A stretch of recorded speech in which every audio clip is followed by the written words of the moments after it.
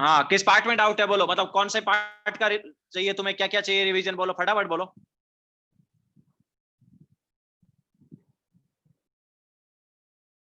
Molarity, POAC, molarity POAC limiting, okay ठीक है। सो पहले हम स्टोइशियोमेट्री वाला पार्ट कर लेते हैं, लिमिटिंग रिएजेंट वगैरह का। ओके तो देखो क्या है,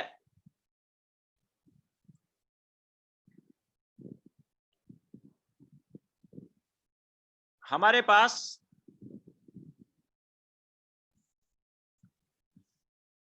जैसे ये रिएक्शन है,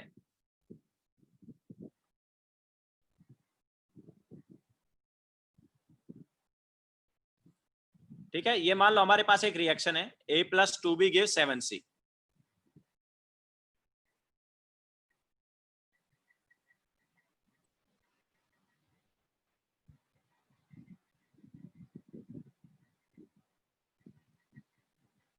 तो अगर यहां पर A के 3 मोल्स हैं इनिशियली और B के 4 मोल्स लिए हैं,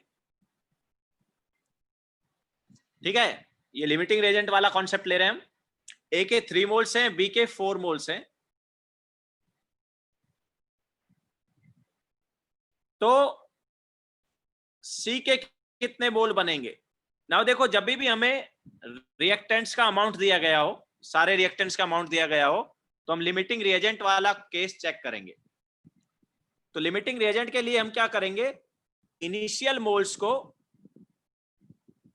लिमिटिंग रिएजेंट के लिए क्या करेंगे, इनिशियल मोल्स को किससे डिवाइड करेंगे, स्टोइशियोमेट्रिक कोएफिशिएंट से डिवाइड करेंगे। इनिशियल मोल्स को स्टोइशियोमेट्रिक कोएफिशिएंट से क्या करेंगे, डिवाइड करेंगे। तो इनिशियल मोल्स जो हैं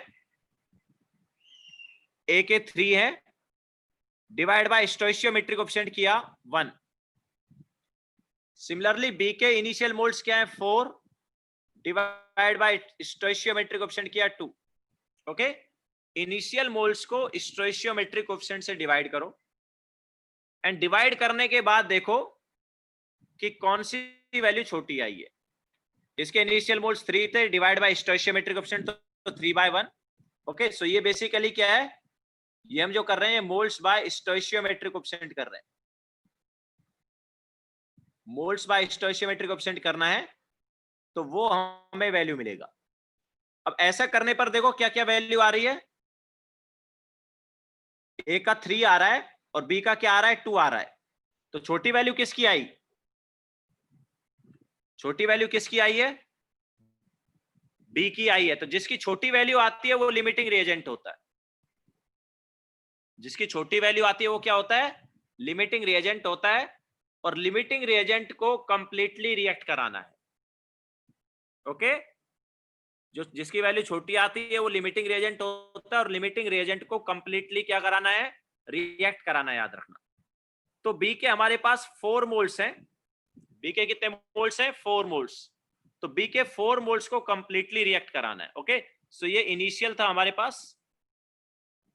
नाउ रिएक्टेड और फॉर्म, तो जो बी के हैं इनिशियल मोल्स कितने हैं 4, बी लिमिटिंग रिएजेंट है तो उसके सारे के सारे मोल्स रिएक्ट कर जाएंगे, तो बी के जो मोल्स रिएक्ट करेंगे वो होंगे 4।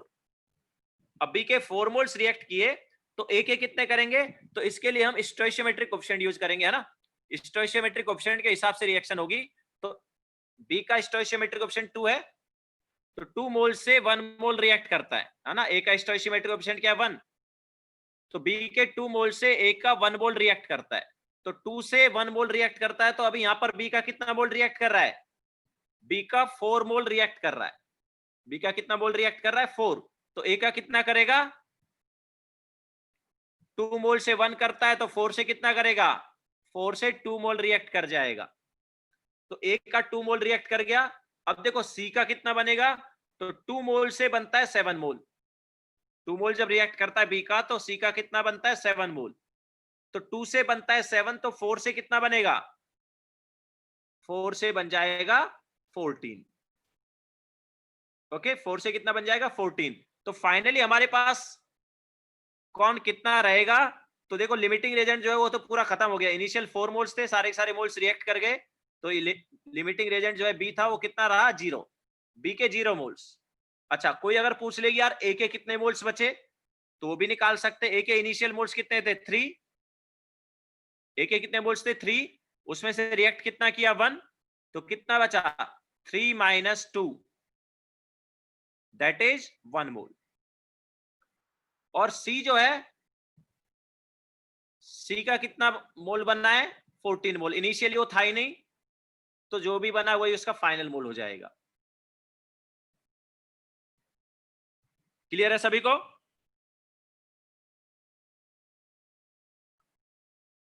ओके, सो ये लिमिटिंग रिएजेंट वाला कॉन्सेप्ट है। एक क्वेश्चन ले लेते हैं इस पर, अब ट्राई करो। ओके, एक क्वेश्चन लेते हैं, क्वेश्चन ट्राई करो। सिद्धार्थ, क्या डाउट है तुम्हें?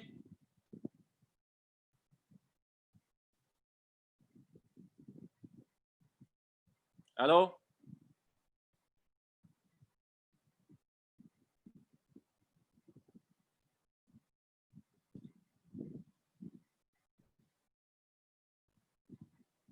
सिद्धार्थ कुछ डाउट है क्या?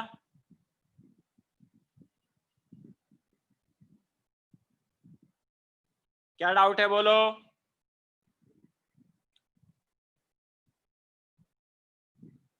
अनम्यूट नहीं हो रहा है तो कुछ गड़बड़ दिख रही है इधर से, अनम्यूट नहीं हो पा रहा है। ऑलरेडी अनम्यूट दिखा रहा है। गणेश, तुम्हें क्या डाउट है? सर यहाँ पे मोल आपने बोले इनिशियली सी में कोई मोल्स था नहीं, पर यहाँ पे तो 7 लिखा हुआ है सर, मतलब वो नहीं यार, समझा वो नहीं तो सर। ये जो है ये मोल्स थोड़ी हैं, ये स्टोइचियोमेट्रिक कोएफिशिएंट है 7। अच्छा, ओके, मतलब क्वेश्चन में जो कि मेंशन किया रिएक्शन हुआ को है ये बैलेंस 3 मोल है करने और के वो टाइम 4 आया मोल है। होगा। हैं? वो सर वो क्वेश्चन में मेंशन है ना कि ए और बी के 3 मोल और 4 मोल है ना। हाँ, ये क्वेश्चन में दिया है कि ए और बी के 3 मोल और 4 मोल हैं। अच्छा अच्छा, उससे हाँ बताओ सी समझा के सर। कितने मोल बनेंगे, या फिर ओके समझा सर। जो एक्सेस में जो है वो उसके कितने मोल बचेंगे, ऐसा कुछ पूछ लिया तो। ओके ठीक है। ओके सर, समझा सर। Thank you sir. हाँ,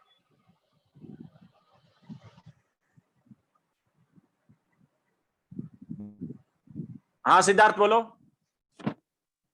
सर हाँ, सर वो ऐसे टाइप्स के क्वेश्चन आते हैं ना, जैसे कि 200 mg में से 10⁻22 मोल निकाल दिए तो कितना बचेगा, ऐसा सब कंफ्यूज हो रहा है सर, वो समझ नहीं रहा है। अब वो तो इजी है ना, मतलब क्या निकालने को बोल रहा है, मतलब एंड में क्या डिटरमाइन करना है? How many moles of CO2 are left, मतलब पहले क्वेश्चन दिया है फ्रॉम 200 mg ऑफ CO2 10⁻21 मोल्स रिमूव्ड, ऐसे टाइप के क्वेश्चन सर। देख, वो हमने क्वेश्चन कराया भी है, उसमें देख ले एक बार, सॉल्यूशन में तुझे समझ में आ जाएगा। सॉल्यूशन चेक किया उसका? एफबीएस में है वो सर क्वेश्चन जो तू बोल रहा है। थोड़ा समझा दो ना वो वैसे टाइप के। चलो पहले इस पे क्वेश्चन ले लेते, फिर वो समझाएंगे, ठीक है?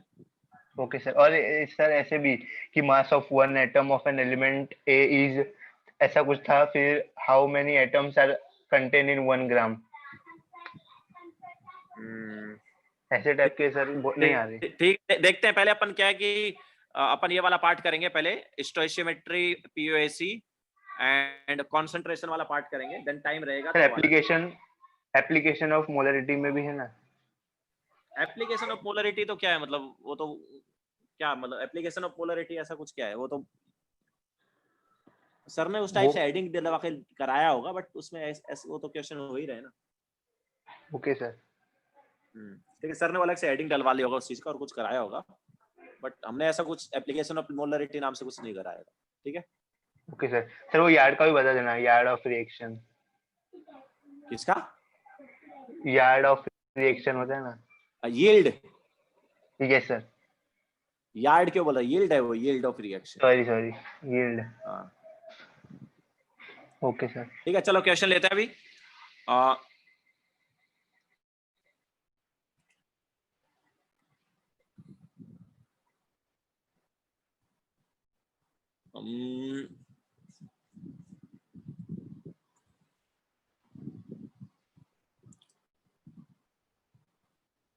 determine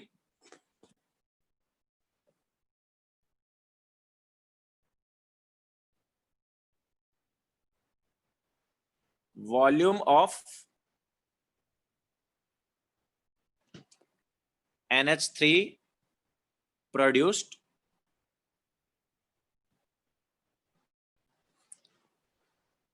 at NTP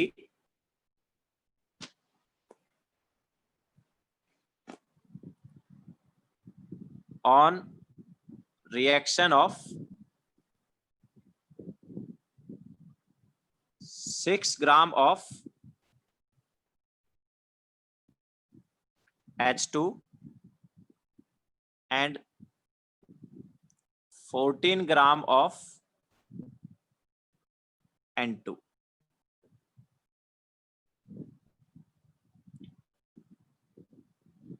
Also determine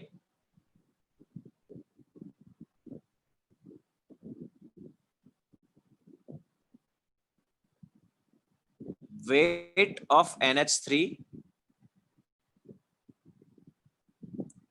formed and weight of excess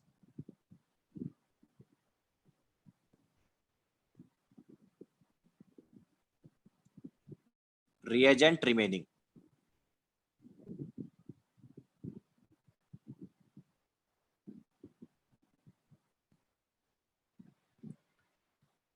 चलो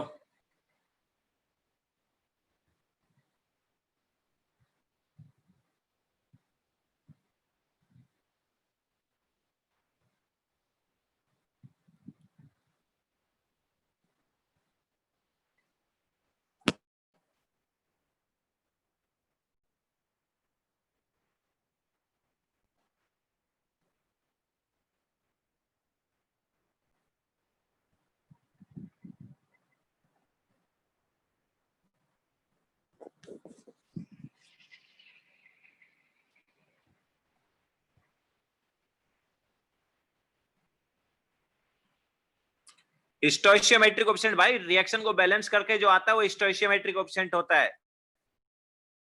रिएक्शन को बैलेंस करने के बाद जो आगे लिखा होता है ना वो स्टोइशियोमेट्रिक कोएफिशिएंट है।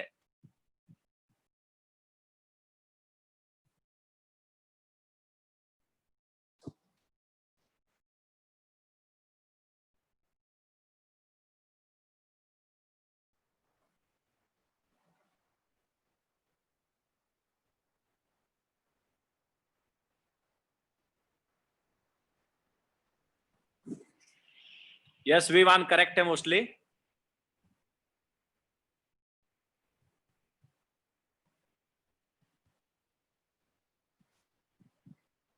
इनिशियल मोल्स को स्टोइशियोमेट्रिक कोएफिशिएंट से डिवाइड करना था एंड डिवाइड करने के बाद जिसका छोटा वैल्यू था वही लिमिटिंग रिएजेंट था।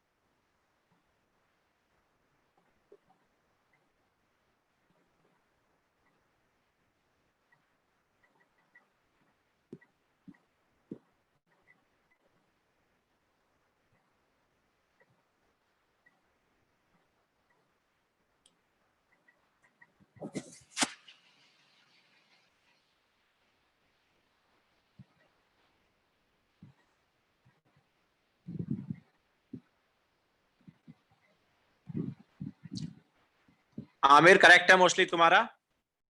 आमिर कमल। आयुष आई थिंक तुम्हारा भी करेक्ट है, आयुष गुप्ता। प्रशांत सत्या करेक्ट है, प्रीत जैन इज ऑल्सो करेक्ट।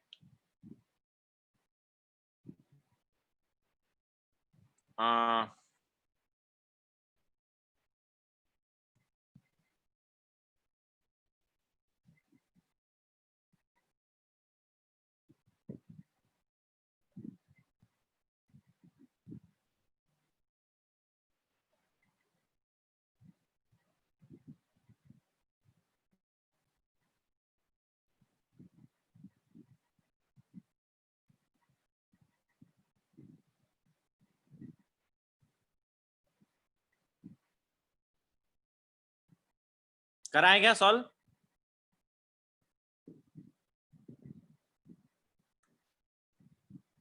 तो देखो हमारे पास N2 plus 3H2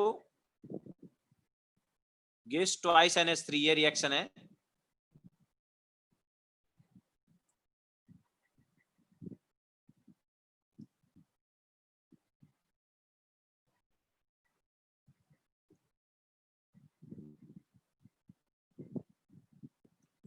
now N2 जो है वो हमें दिया है 14 ग्राम।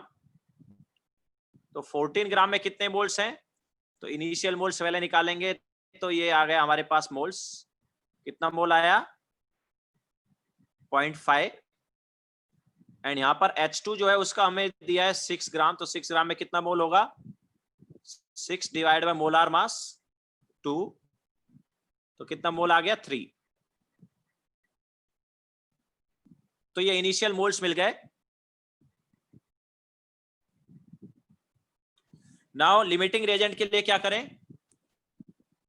लिमिटिंग रिएजेंट के लिए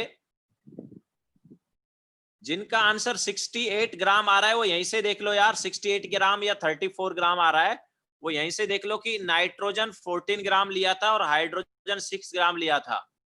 तो NH3 जो है वो 20 ग्राम से ज्यादा तो बन ही नहीं सकता। Law of conservation of mass.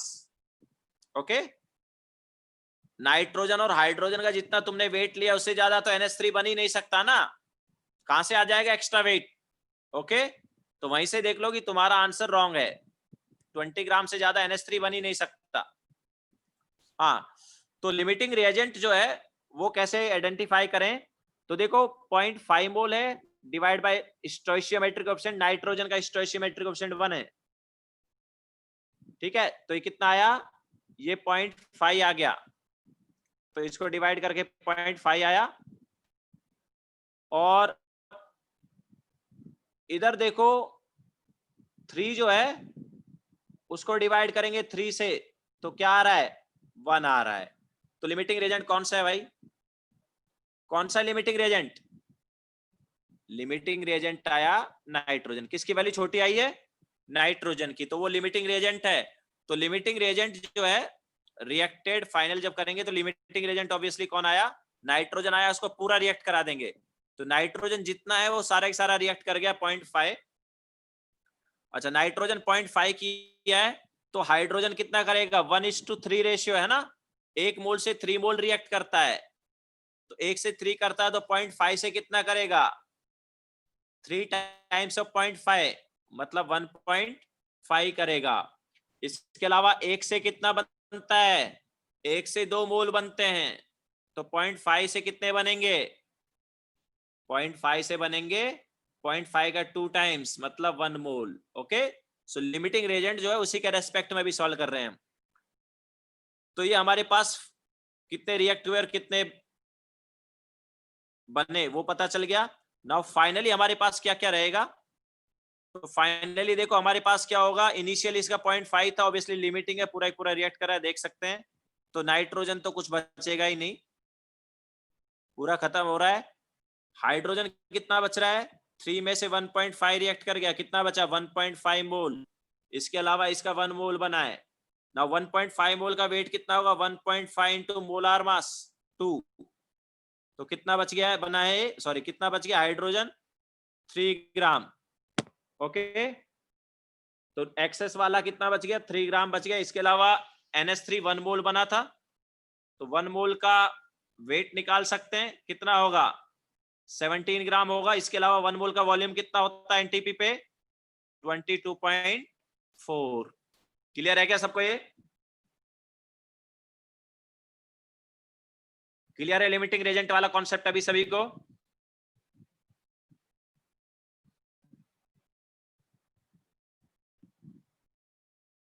ठीक है।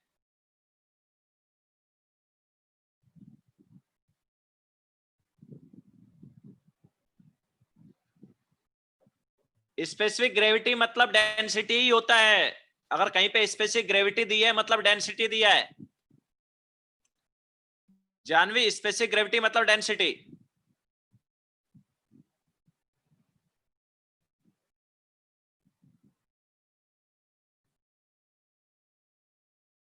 तनिष, सेकंड लाइन क्या डाउट है भाई?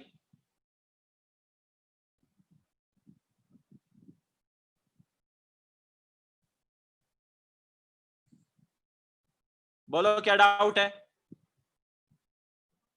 सर वो H2 का मोल कैसे निकला 1.5? अरे स्टोइशियोमेट्रिक कोएफिशिएंट है ना भाई। N2 का स्टोइशियोमेट्रिक कोएफिशिएंट 1, H2 का 3। तो नाइट्रोजन के 1 मोल से हाइड्रोजन का 3 मोल रिएक्ट करता है। नाइट्रोजन का 1 मोल रिएक्ट करता है तो हाइड्रोजन का 3 करता है। अब नाइट्रोजन का कितना रिएक्ट कर रहा है? 0.5। 0.5। तो हाँ। 0.5 से कितना करेगा? 1 से 3 करता है तो 0.5 से कितना करेगा? 1.5। अच्छा हाँ। समझ आया? सर वो इंटर कन्वर्जन भी कराना ना, मोलालिटी टू मोलारिटी वाला। वो तो ठीक है, करा देंगे। मैं फॉर्मूला नहीं बताऊंगा, मैं फॉर्मूले से इंटर कन्वर्जन नहीं कराने वाला, मैं क्वेश्चन के हिसाब से कराऊंगा। फॉर्मूला कितने याद रखोगे? फॉर्मूले की बजाय मतलब मोलारिटी का फॉर्मूला यूज नहीं करेंगे हम, कन्वर्जन का हम अलग टाइप से कराएंगे। हाँ, हो गया ये? हाँ सर, चलो। हाँ सर। ओके, ना आगे चले। फाइनल में क्या किया है? 0.5 माइनस 0.5। 0.5 माइनस 0.5, इनिशियल 0.5 तब उसमें से 0.5 रिएक्ट कर गया तो बचा कितना? अच्छा वो कंज्यूम वाला है। अच्छा हाँ। तुम्हारे पास 10 रुपए है, मान लो तुमने 5 रुपए किसी को दे दिए, हाँ तो कितने बचे? 5। हाँ, तो इनिशियल में से जो तुमने दिए वो माइनस करोगे या नहीं करोगे? हाँ ठीक है, तो वैसा ही कुछ है ये इनिशियल वाला था और इतने तुमने किसी को दे दिए तो बचे कितने? 0। हाँ सर।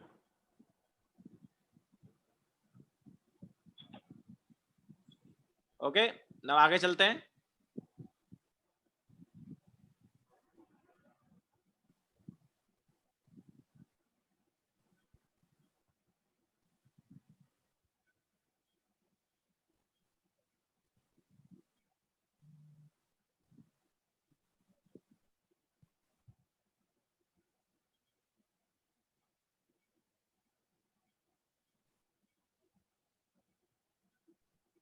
ठीक है, नाउ नेक्स्ट हम ले लेते हैं यहाँ पर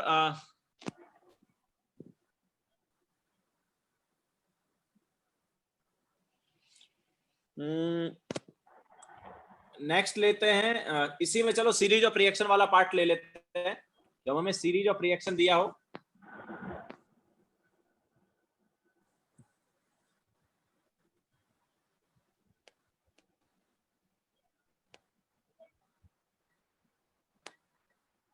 आदित्य क्या डाउट है बोलो यार, टाइम वेस्ट होता है ऐसे डाउट पूछते हो तो बोलो। हाँ सर, ये मतलब हर एक क्वेश्चन में फिर हमें ऐसा कंफर्मेशन के लिए देखना पड़ेगा ना कि कौन सा लिमिटिंग रिएजेंट है, पूछा नहीं होगा तब। जब हमें सारे रिएक्टेंट का अमाउंट दिया हो, हर क्वेश्चन में देखने की जरूरत नहीं। कई बार ऐसा है कि मान लो तुम्हें एक का ही अमाउंट दिया है और उसी के हिसाब से पूछ सकता है कि कितना बना, तो उसके इसमें मतलब दूसरा बाय डिफॉल्ट हम एक्सेस में मानते हैं। ओके, जब सारे का अमाउंट दिया गया है ना, सभी रिएक्टेंट का अमाउंट दिया गया है और प्रोडक्ट का पूछ रहा है, तब हमें फिर वो लिमिटिंग रिएजेंट वाला चेक करना पड़ेगा। हाँ ओके, समझा सर, थैंक यू। ओके, जब सारे रिएक्टेंट का अमाउंट दिया हो तब ये काम करते हैं। ओके।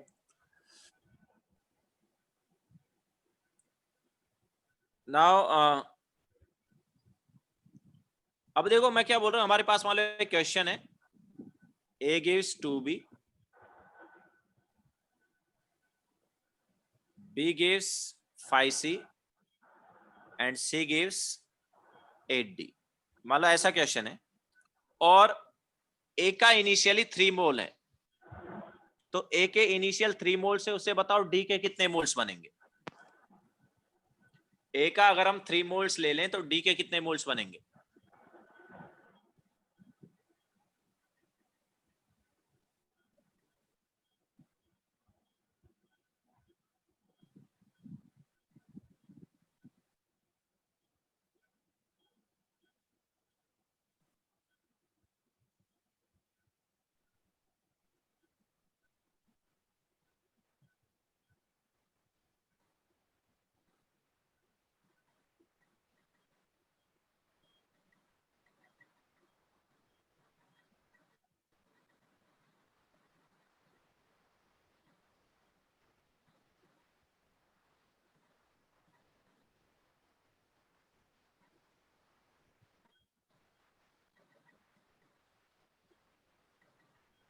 तो मैक्सिमम का करेक्ट आ रहा है।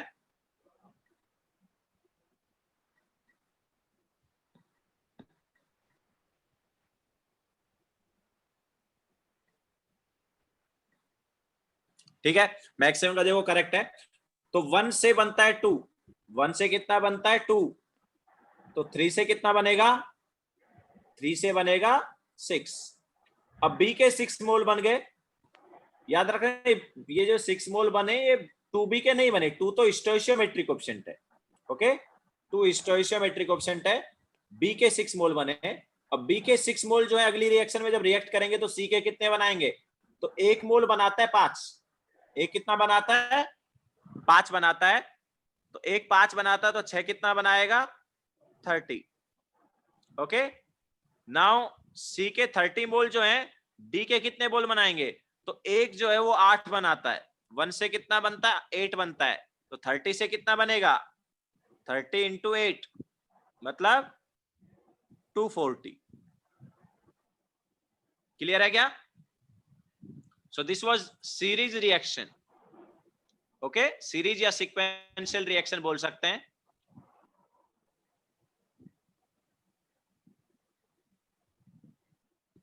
हाँ लोकेश तुम भी बोल दो, अभी क्या बोलना है। सर वो स्पेसिफिक ग्रेविटी रिलेटिव डेंसिटी होता है ना, क्या वो स्पेसिफिक ग्रेविटी रिलेटिव डेंसिटी होता है या ना? Specific gravity is relative density but it is with respect to water, तो वाटर का डेंसिटी 1 होता है।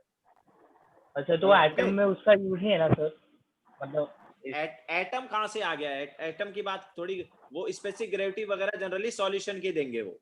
ओके, अगर मैं बोलता हूँ किसी सॉल्यूशन की स्पेसिफिक ग्रेविटी 1.2 है, तो इसका मीनिंग है उसकी डेंसिटी जो है वो 1.2 ग्राम पर ml है।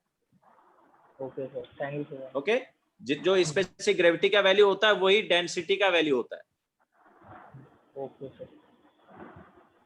Specific gravity is density of substance with respect to density of water, and water का डेंसिटी 1 होता है, तो उसका कोई मीनिंग ही नहीं हुआ, तो मतलब सेम ही आता है।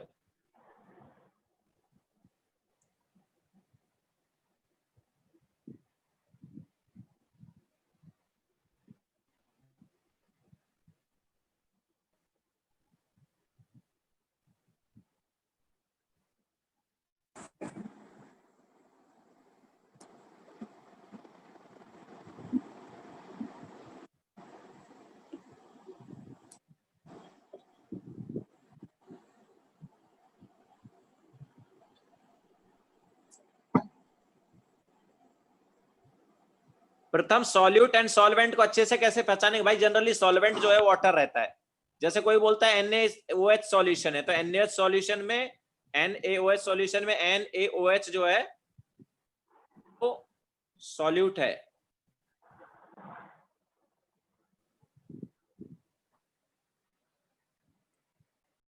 और सॉल्यूशन पूरा मिला के, और वाटर जो है जनरली सॉल्वेंट रहेगा। अब देखो इसी में हम परसेंटेज यील्ड वाला कॉन्सेप्ट लगा सकते हैं इसी क्वेश्चन में।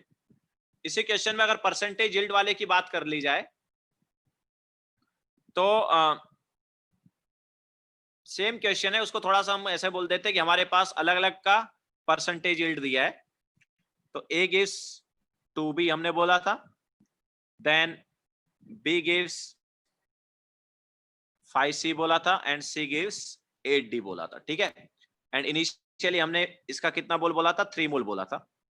अब मैं क्या बोलता हूं कि सारी रिएक्शन जो है अभी उनका परसेंटेज यील्ड जो है वो 100% नहीं, वो अगर परसेंटेज यील्ड नहीं दिया है तो मतलब वो 100% कंप्लीट हो रही है। परसेंटेज यील्ड अगर दिया मतलब रिएक्शन 100% कंप्लीट नहीं है। तो मान लो किस इस रिएक्शन का परसेंटेज यील्ड हमें दिया है 50, इसका मान लो दिया है 80 और इसका मान लो दिया है 40। ये हमें परसेंटेज यील्ड दिया है। तो अभी कितना बनेगा डी? तीनों रिएक्शन का अलग अलग परसेंटेज यील्ड है, तो डी कितना बनेगा?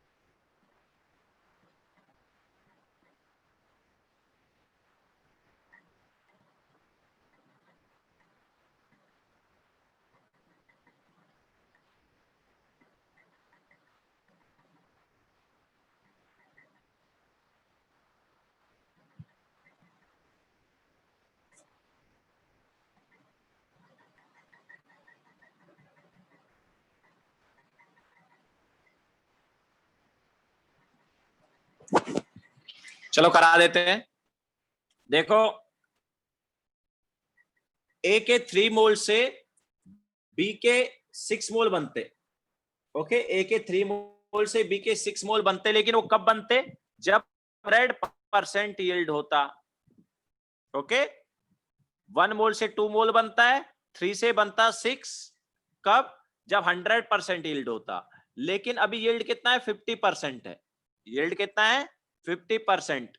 तो जो बना है उसका जस्ट 50% बनाओ, तो 6 का 50%। ओके, तो 6 का 50% कितना होगा भाई? 3। तो एक्चुअली बी के कितने मोल्स बनेंगे? अभी 3 मोल्स ही बनेंगे, ठीक है।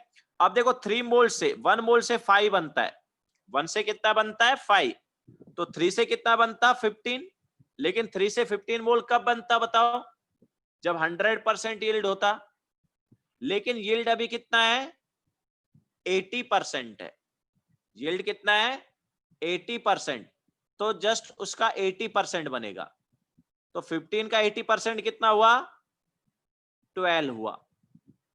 अब सी के हमारे पास 12 मोल बने, तो 12 मोल से डी के कितने बनेंगे? तो देखो 1 मोल से बनता है 8 मोल, 1 से कितना बनता है? 8।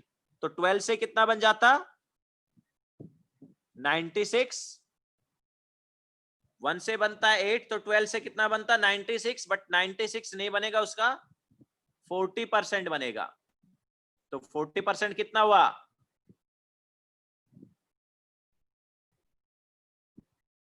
38.4।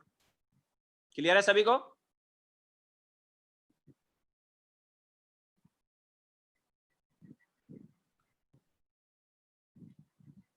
विघ्नेश तुम्हारी साइड प्रॉब्लम है शायद, बाकी को आवाज क्लियर आ रही है ना? विघ्नेश बोल रहा है वॉइस ब्रेक हो रहा है।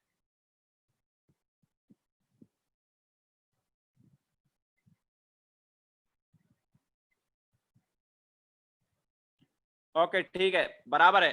तो क्लियर है सभी को ये परसेंटेज यील्ड वाला कॉन्सेप्ट?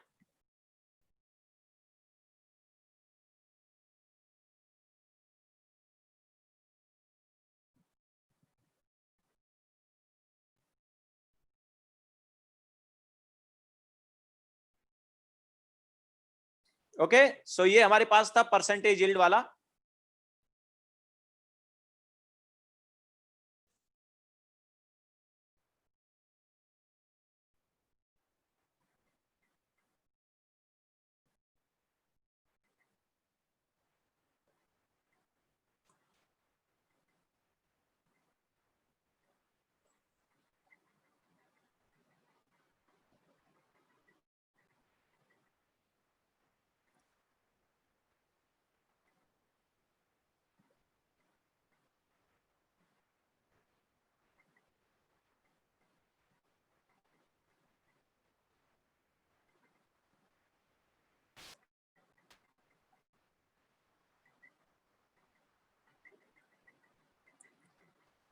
ओके, चलो एक क्वेश्चन ले रहे हैं हम, परसेंटेज यील्ड का ये क्वेश्चन है।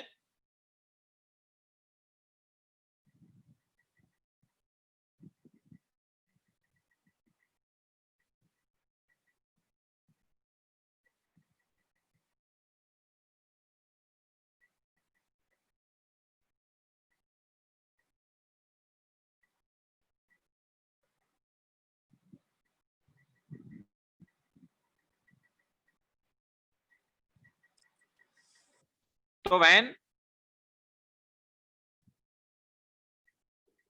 7.8 gram of AlOH whole thrice is reacted with excess of HCl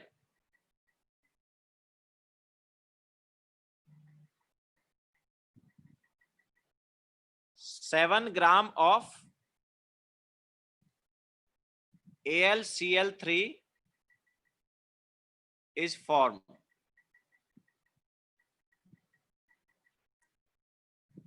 Determine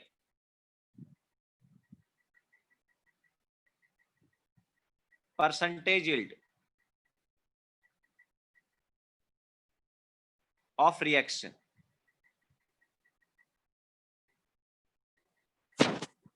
Determine percentage yield of reaction.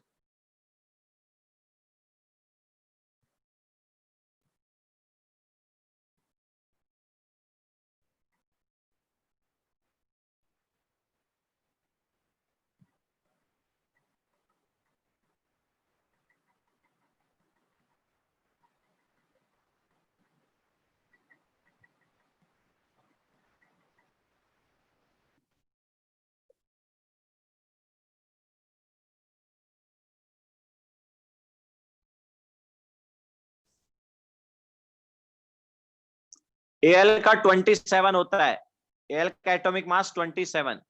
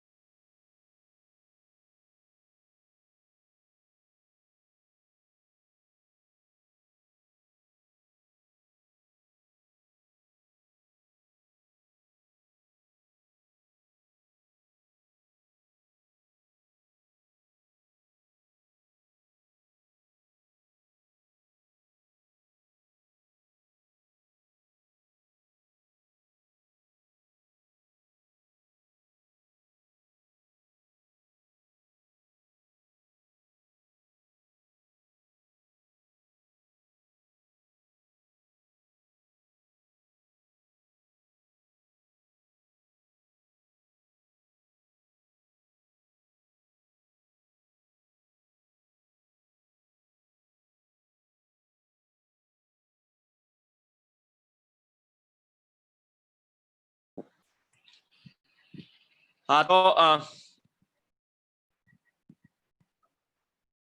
AlOH whole thrice plus HCl, तो जैसा हमने बताया क्या बनेगा, AlCl3 बनेगा, प्लस अब देखो Cl गया Al के साथ, तो बाकी क्या बनेगा, H2O, बाकी क्या बनेगा, H2O।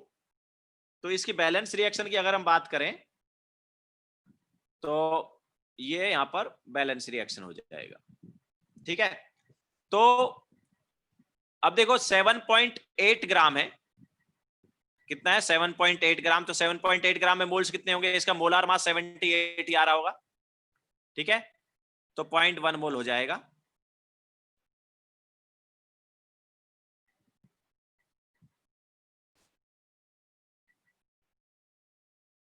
ओके, तो कितना आया, 0.1 मोल। अब देखो 1 से 3 सॉरी एक्सेस में HCl, तो डायरेक्ट यहां पर देखो, तो इसके 0.1 से इसका कितना बनना चाहिए, 0.1 बनना चाहिए। ओके, 1 से कितना बनना चाहिए, 1 से 1 बन रहा है, तो 0.1 से 0.1 बनना चाहिए।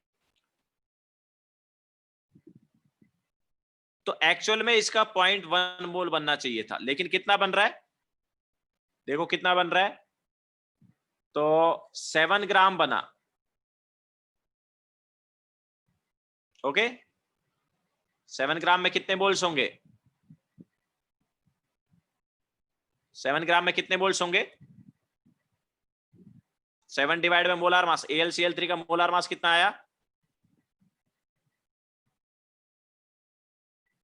1 मोल से 1 मोल बनता अगर 100% यील्ड होता, 1 मोल से 1 मोल बनता अगर 100% यील्ड होता, लेकिन अभी हमें क्या करना है, परसेंटेज यील्ड निकालना है। ओके, या चलो ऐसे देख लेते हैं इसको, चलो ऐसे देखो कि 0.1 मोल से 0.1 मोल बनता, 0.1 मोल से कितना बनता, 0.1 मोल बनता।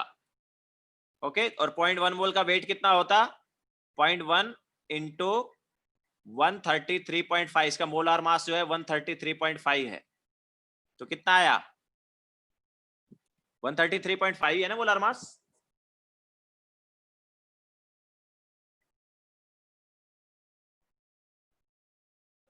ओके, सो 133.5 है, तो एक्चुअल में ये बनना चाहिए था 13.35 ग्राम, एक्चुअल में कितना बनना चाहिए था, 13.35 ग्राम, लेकिन बना कितना, बना कितना, 7 ग्राम बना। ओके, 1 मोल से 1 मोल बनता है, 0.1 से कितना बनता, 0.1 से 0.1 मोल बनता, कब बनता 0.1 से 0.1 मोल, जब 100% यील्ड होता, लेकिन कितना बना है, 7 ग्राम ही बना है, ठीक है। तो 7 ग्राम बना है, तो परसेंटेज यील्ड कितना होगा भाई, देख लेते हैं, तो परसेंटेज यील्ड कितना होगा, तो एक्चुअली कितना बना, डिवाइड बाय बनना कितना चाहिए था, इनटू 100, तो ये हमारे पास परसेंटेज यील्ड हो जाएगा। परसेंटेज यील्ड बेसिकली क्या है, एक्चुअली कितना मास बना या कितना अमाउंट बना, डिवाइड बाय कितना बनना चाहिए था, इनटू 100, तो क्या आएगा, ये कितना परसेंट आ रहा है, किसी ने निकाला, अराउंड 50% है, 50 से ऊपर ही आएगा, 52.43। क्लियर है सभी को, ठीक है। तो कई बार अगर तुम्हें परसेंटेज यील्ड निकालने को बोले तो वो कैसे निकालोगे, इस टाइप से ही निकालोगे, पहले देखोगे कि 100% जो है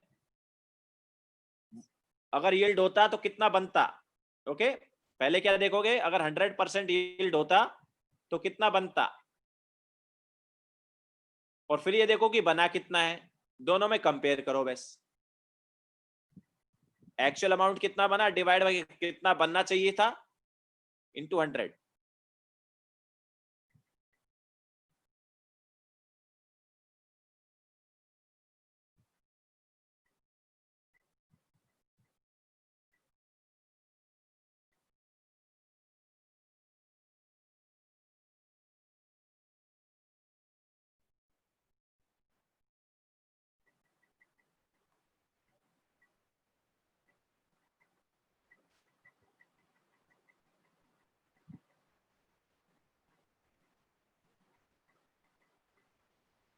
ठीक है, चलो आगे चलते हैं। नाउ परसेंटेज कंपोजिशन जो है उससे रिलेटेड क्वेश्चन ले लेते हैं।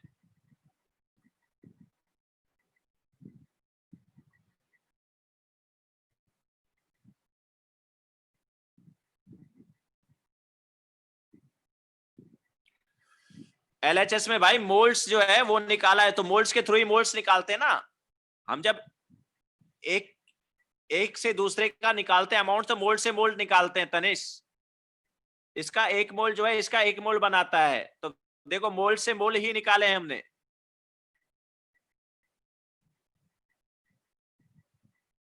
ओके, मोल से मोल ही निकाले हैं और फिर उन मोल से हम वेट निकाल रहे हैं।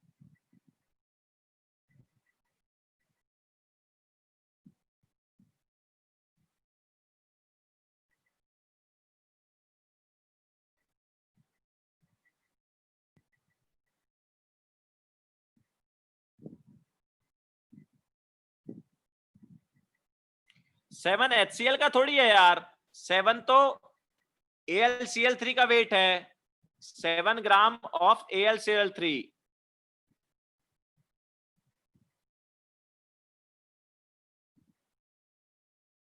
ठीक है, चलो आगे लेते हैं। तो परसेंटेज कंपोजिशन का भी बोल रहे थे तुम लोग, तो उसमें भी एक क्वेश्चन ले लेते हैं। चलो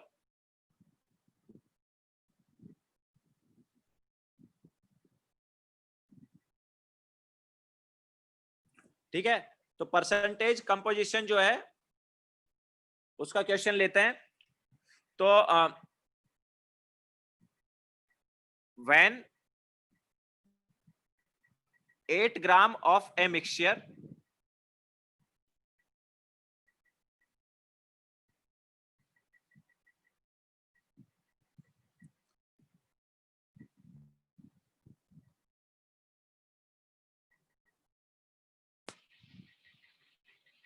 is heated, when 8 gram of a mixture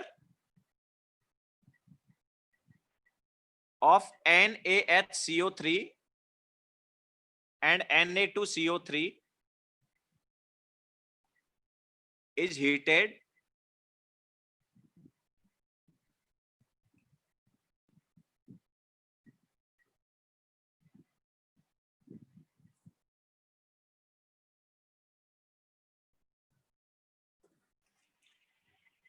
(1.32 gram of CO2 is evolved. Determine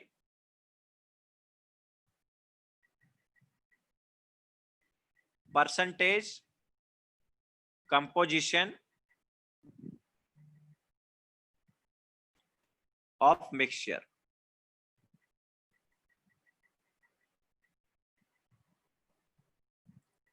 Determine percentage composition of mixture.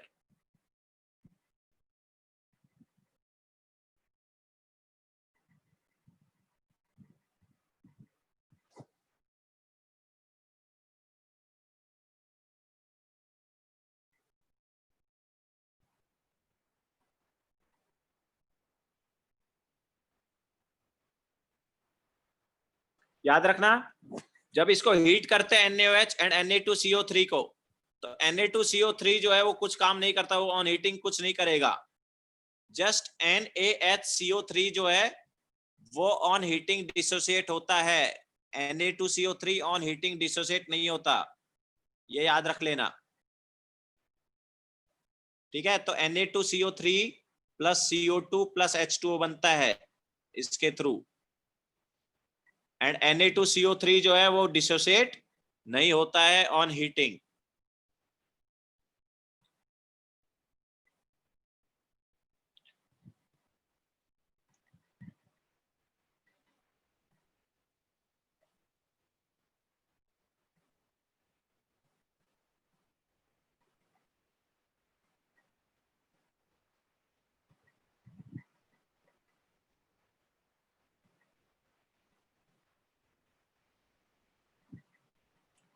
NaHCO3 जो है उससे भी Na2CO3 बनता है भाई ऑन हीटिंग। ये Na2CO3 तो अलग है, इसका तो कुछ हो ही नहीं रहा है। मिक्सचर का जो Na2CO3 है उसका कुछ नहीं हो रहा है, वो एज इट इज है, वो पड़ा रहेगा। आपस में जो ये दोनों रिएक्ट नहीं कर रहे, याद रखना। इन ये मिक्सचर में दो चीजें हैं, एक ये है और एक ये है। उनमें से ऑन हीटिंग ये ही डिसोसिएट होता है, ये एज इट इज पड़ा रहेगा।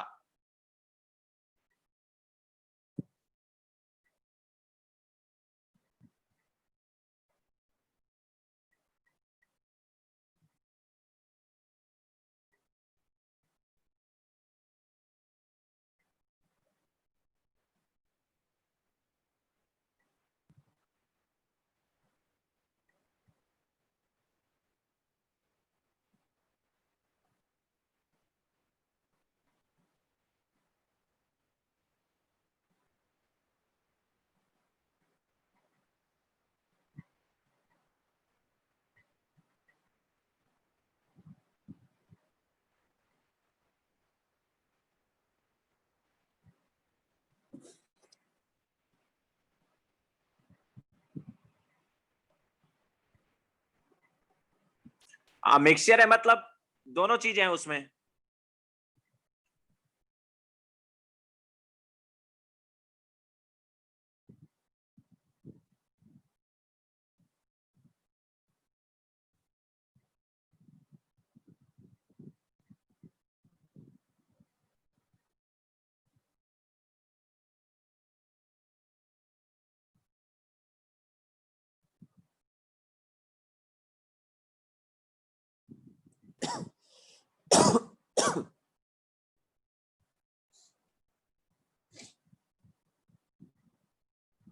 नहीं तनिष्क,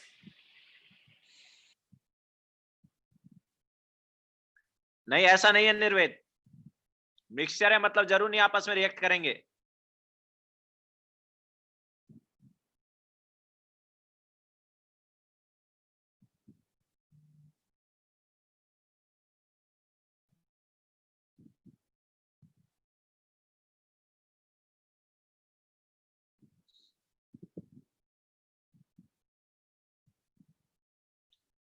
हाँ हीनल,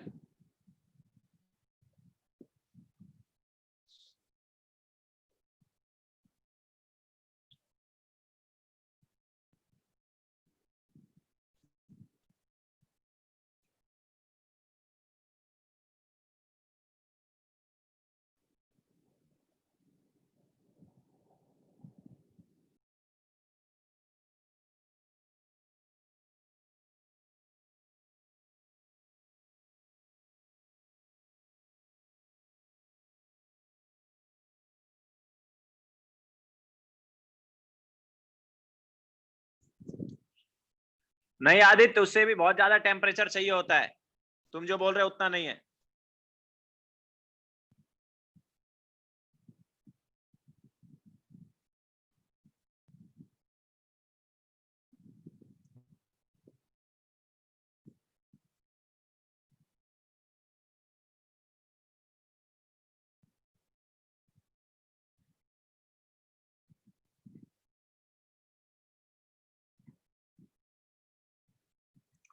तो चलो क्वेश्चन कराते हैं फिर हम।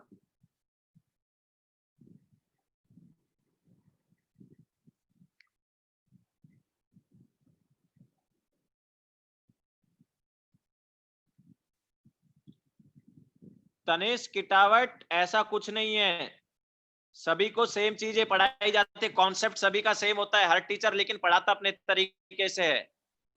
सर ने भी ये सब चीजें कराई हैं तुम्हें, हेडिंग नहीं डलवाया होगा। जैसे सर ने तुम्हें एक एप्लीकेशन ऑफ मोलरिटी हेडिंग से करवाया था, मैंने ऐसी हेडिंग से कोई कुछ नहीं कराया, ठीक है। तो कवर सब सर कर देते हैं, बस ये है कि हेडिंग कुछ नहीं डलवा रहे हैं, कोई डलवा रहे हैं उस चीज की हेडिंग। तो मैंने परसेंटेज कंपोजिशन हेडिंग डलवा दिया है, बट जरूरी नहीं है कि वो हेडिंग डलवाएं ये कर, ठीक है। विदाउट हेडिंग भी सर ने क्वेश्चन करा दिए होंगे तुम्हें। चलो क्वेश्चन लेते हैं। तो देखो क्या है,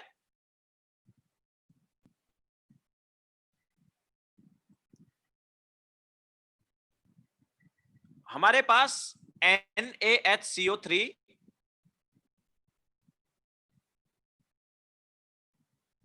एंड Na2CO3 दोनों है मिक्सचर में।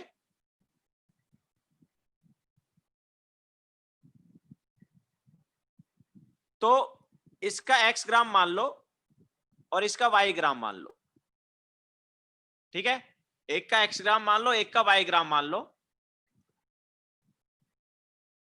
अब देखो NaHCO3 ये जो है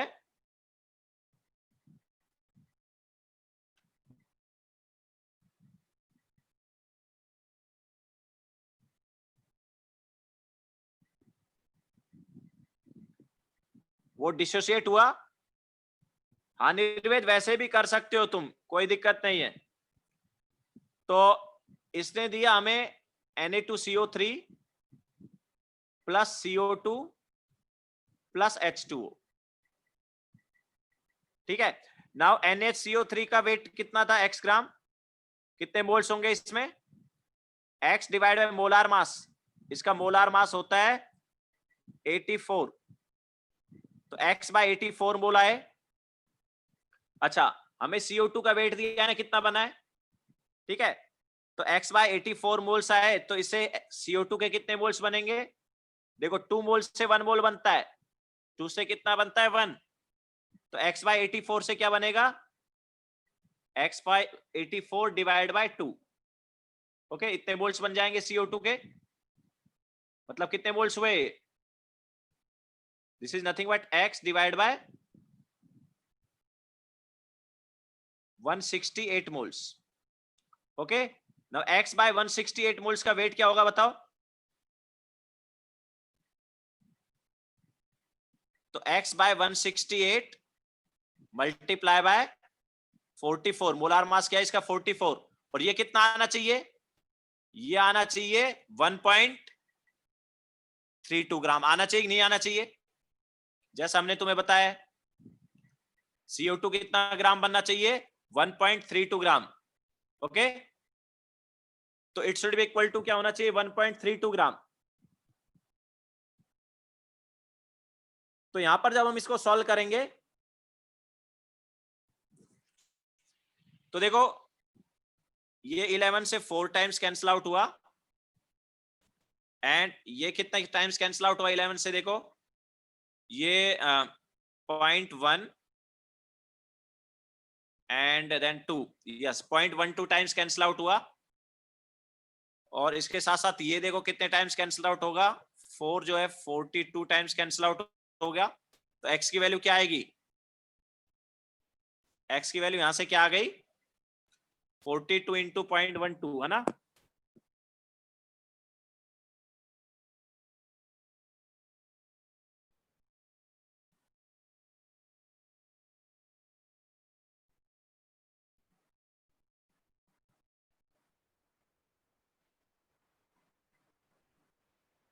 वन 1.26 आ गया ना।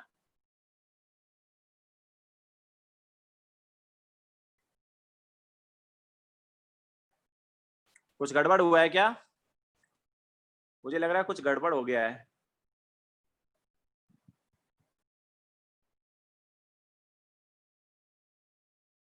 कुछ गड़बड़ हो गया क्या,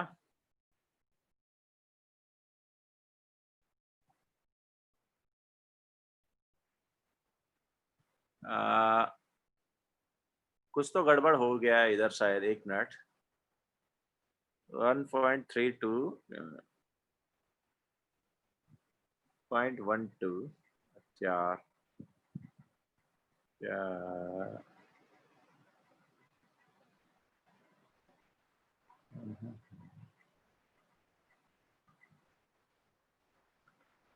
ये कैसे गड़बड़ कैसे लग रहा है,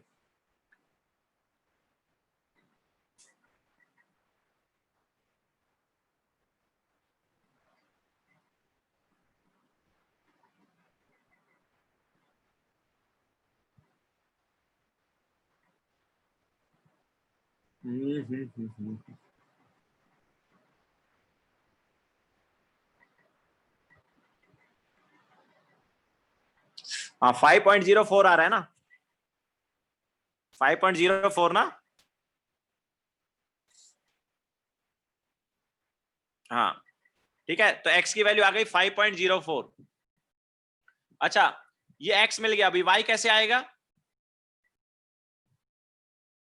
x की वैल्यू 5.04 आई, अब x से y कैसे निकालें, तो देखो अब यहां पर हमने क्या है, एक के x ग्राम मान लिया था, दूसरे का y ग्राम मान लिया था।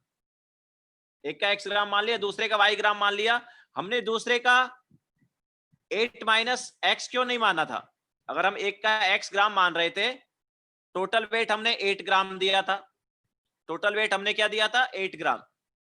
तो अगर हमने एक का x ग्राम मान लिया तो दूसरे का 8 माइनस x मान लेते, क्यों नहीं माना? तो इसलिए नहीं माना क्योंकि हो सकता है इसमें इंप्योरिटी हो। क्वेश्चन में वैसे दिया नहीं था, लेकिन हो सकता है यहाँ पर इंप्योरिटी हो। तो इसलिए स्टार्टिंग में हम एक तरह से मान के चलेंगे कि हो सकता है इंप्योरिटी हो। ओके, स्टार्टिंग में हम ये मान के चलेंगे कि शायद इंप्योरिटी हो, इसलिए यहाँ पर x एंड 8 माइनस x हमने नहीं लिया। लेकिन अब देखो, अब जब हम एंड में आ गए हैं, अब जब यहां पर हम एंड में आ गए हैं तो हमारे पास x का वैल्यू क्या आ गया? 5.04 ग्राम आ गया। अब y का वैल्यू कैसे आए? y का वैल्यू निकालने का कोई तरीका तुम्हें दिख रहा है क्या? नहीं दिख रहा। एक ही तरीका दिख रहा है, जब तुम इंप्योरिटी को नेग्लेक्ट कर दो। ओके, अगर तुम इंप्योरिटी को नेग्लेक्ट कर दो तो ही y मिल सकता है, अदरवाइज y नहीं मिलेगा।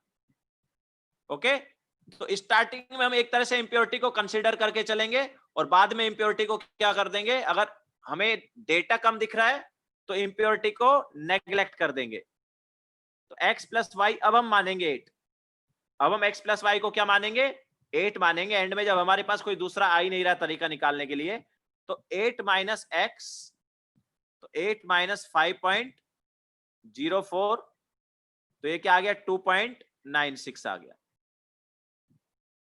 तो अब देखो दोनों का वेट आ गया हमारे पास। Now what is percentage of NaCO3? तो NaCO3 हमने माना था x, तो उसका weight that is 5.04 divide by total weight 8 into 100, तो कितना हो जाएगा ये?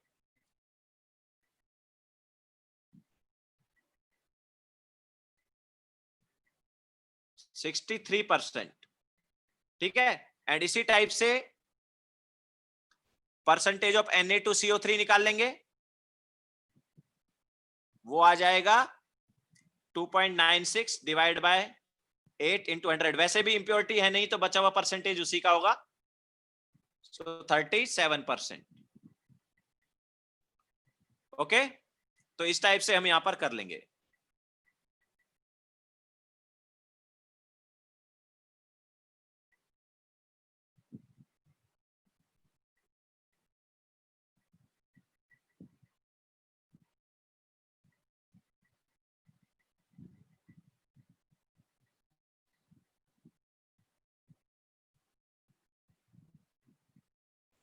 हाँ लोकेश बोलो।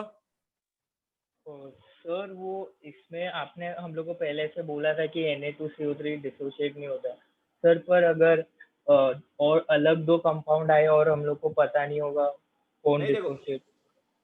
क्वेश्चन में जनरली अभी तुम्हें दिया गया होगा, बट जैसा हमने बता दिया वो चीज याद रखनी है। ठीक है, मतलब ये तुम्हें पता होना चाहिए कि Na2CO3 डिसोशिएट नहीं होता है, ये पता होना चाहिए। मैंने बता दिया, याद रखना है तुम्हें ये चीज। तो सिर्फ ये दो कंपाउंड्स के बेसिस पे आएंगे सर क्वेश्चन? नहीं ऐसा नहीं है, धीरे धीरे तुम्हें और भी चीजें पता चल जाएंगी जैसे जैसे क्वेश्चन आते जाएंगे। जैसे KClO3 डिसोशिएट होता है, उसके क्वेश्चन तुमने देख लिए होंगे। ठीक है, तो जनरली क्वेश्चन में दे दिया जाएगा। ठीक है, हाँ सर, और इम्प्योरिटीज अगर इधर दो इक्वेशन बनता तो इम्प्योरिटीज मतलब कंसीडर करना पड़ता ना? यस यस, मतलब अगर हमारे पास यहाँ पर जब हम देख रहे हैं तो x जो है मतलब x तो हमें मिल ही गया था, है ना? x मिल गया था, लेकिन y निकालने के लिए एक और कोई इक्वेशन बन रहा होता, मान लो। ठीक है, y निकालने के लिए कोई भी दूसरा भी इक्वेशन आ रहा होता, तो फिर हम बोलते हैं यार यहाँ पर इम्प्योरिटी हो सकता है। लेकिन अब देखो हमारे पास कोई दूसरा इक्वेशन आया ही नहीं, तो एंड में हमने क्या बोल दिया कि इम्प्योरिटी नहीं है, इम्प्योरिटी को नेग्लेक्ट कर दिया। मतलब दोनों का वेट मिला के कितना होना चाहिए? 8 होना चाहिए। Okay sir, thank you sir. तो स्टार्टिंग में हम एक तरह से इम्प्योरिटी का कंसीडर करके चल रहे हैं, दैट्स वाई हमने x एंड 8 माइनस x नहीं किया था। ठीक है, क्योंकि हो सकता है इम्प्योरिटी हो मिक्सचर में। ओके सर, नाउ आगे चलते हैं। तो ये परसेंटेज कंपोजिशन वाला पार्ट हो गया। नाउ POAC वाला पार्ट लेंगे एंड देन कॉन्सेंट्रेशन टर्म्स पर चलेंगे। POAC लेंगे देन कॉन्सेंट्रेशन टर्म्स पर चलेंगे। क्यों? क्योंकि अभी बहुत टाइम हो गया है, अभी कॉन्सेंट्रेशन वाला पार्ट भी बचा है, ज्यादा कुछ नहीं लेंगे इसमें, अदरवाइज स्टोइशियोमेट्री में अटके रहोगे। तो पीओएसी में देखो क्या है, पीओएसी का मेन फायदा ये होता है कि कई बार तुम्हें कंप्लीट रिएक्शन नहीं पता है, कई बार तुम्हें कंप्लीट रिएक्शन नहीं पता है, फिर भी उसको सॉल्व कर पाओगे। तो बेसिकली पीओएसी में हमें रिएक्शन को बैलेंस नहीं करना होता है, पीओएसी के लिए बैलेंस करने की जरूरत नहीं होती रिएक्शन को। जैसे KClO3 gives KCl plus O2। मान लो इस क्वेश्चन में तुम्हें इसका वेट दे दिया है, ठीक है, KClO3 का मान लो तुम्हें वेट दे दिया 245 ग्राम, और उन्होंने पूछा कि यार वॉल्यूम ऑफ O2 क्या होगा एट NTP, ठीक है, O2 का वॉल्यूम पूछ लिया NTP पर। तो पीओएसी लगाते टाइम तुम्हें यह देखना है कि दोनों में कॉमन एलिमेंट कौन सा है, दोनों में कॉमन एलिमेंट कौन सा है। तो दोनों में कॉमन एलिमेंट कौन सा है, ऑक्सीजन। जो कॉमन एलिमेंट है उस पे पीओएसी लगाओ, एंड जब पीओएसी लगाएंगे तो आगे देखो हमने रिएक्शन को बैलेंस नहीं किया है, ठीक है। तो पीओएसी कैसे लगाएंगे, तो ऑक्सीजन पे पीओएसी लगा रहे हैं, तो रिएक्टेंट साइड कितने ऑक्सीजन के मोल्स हैं वो देखो, मतलब ऑक्सीजन के रिएक्टेंट साइड निकालने और प्रोडक्ट साइड निकालने, दोनों साइड ऑक्सीजन के निकालने हैं। तो number of moles of KClO3 अगर हमें पता है तो ऑक्सीजन के मोल्स क्या होंगे, देखो एक KClO3 में 3 ऑक्सीजन है, एक KClO3 में कितने ऑक्सीजन है, 3 है, ओके। तो मल्टीप्लाई बाय 3 कर देंगे, एक KClO3 में 3 ऑक्सीजन है तो मल्टीप्लाई बाय 3 कर देंगे, तो यहां से ऑक्सीजन के मोल्स आ गए, is equal to number of moles of O2 into oxygen के, अब यहां पर ऑक्सीजन एटम के मोल की बात कर रहे हैं हम, ठीक है। सो यहां पर 3 ऑक्सीजन एटम थे तो मल्टीप्लाई बाय 3 किया, इधर कितने ऑक्सीजन एटम है, 2, तो यहां पर मल्टीप्लाई बाय 2 कर देंगे, ओके। सो ये 3 और 2 क्या है, ये नंबर ऑफ ऑक्सीजन एटम है इन मॉलिक्यूल। KClO3 में 3 ऑक्सीजन एटम थे तो 3 से मल्टीप्लाई, O2 में 2 ऑक्सीजन एटम है तो 2 से मल्टीप्लाई, और यहां पर सब्स्टिट्यूट कर दो मोल्स जो है KClO3 और O2, उसमें क्या कर दो, सब्स्टिट्यूट कर दो, ठीक है। तो जिस जिसके बीच में पीओएसी हम लगा रहे हैं, जिस जिसके बीच में पीओएसी लगा रहे हैं, पीओएसी किसके बीच में लगा रहे हैं, ऑक्सीजन के बीच में, ओके। तो ऑक्सीजन के बीच में पीओएसी लग रहा है तो दोनों साइड देखो कि ऑक्सीजन के कितने एटम्स हैं। KClO3 में 3 एटम है तो KClO3 के मोल्स इंटू 3, O2 में 2 एटम है तो ऑक्सीजन O2 के मोल्स इंटू 2। अब देखो KClO3 का तुम्हें क्या दिया है, वेट दिया है, तो वेट से मोल्स कैसे निकालोगे यार, तो 245 उसका वेट है डिवाइड बाय मोलार मास, तो ये number of moles of KClO3 जो है इसको in terms of molar mass कर दो, दैट इज 122.5 इंटू 3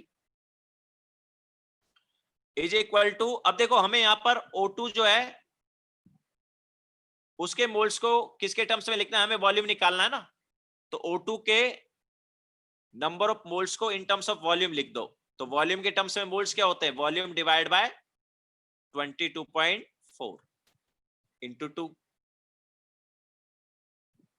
ठीक है, वॉल्यूम डिवाइड बाय 22.4 इंटू 2। अब यहां से देखो क्या आ जाएगा ये, तो V का जो वैल्यू है वो आएगा सॉल्व करने पर 2 हो गया, 2 से 2 कैंसिल आउट, तो इट इज 67.2 लीटर, ठीक है, क्या आ जाएगा, 67.2 लीटर आ जाएगा।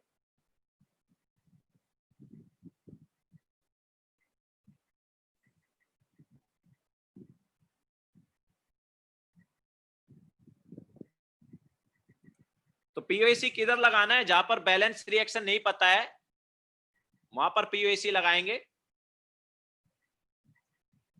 ठीक है। जैसे एक क्वेश्चन है हमारे पास बुकलेट के सब्जेक्टिव में, बुकलेट के सब्जेक्टिव में क्वेश्चन है, वहां पर तुम ये लगा ही नहीं सकते हो फैक्टर लेवल मेथड, फिर से वो क्वेश्चन एक बार हम ले लेते हैं, मतलब वहां पर तुम विदाउट पीओएसी कर ही नहीं पाओगे। तो फाउंडेशन बिल्डर सब्जेक्टिव में क्वेश्चन जो है वो कौन सा है बताता हूं, देखो।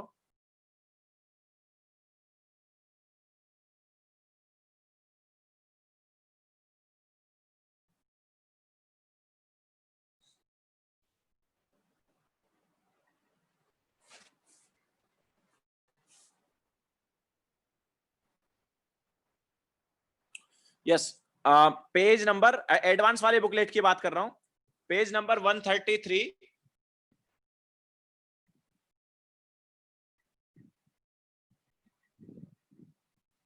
Page number 133 and question number 32, page number 133 question number 32 solve करो फटाक से, एंड देन इसके बाद हम कंसंट्रेशन टर्म्स लेंगे।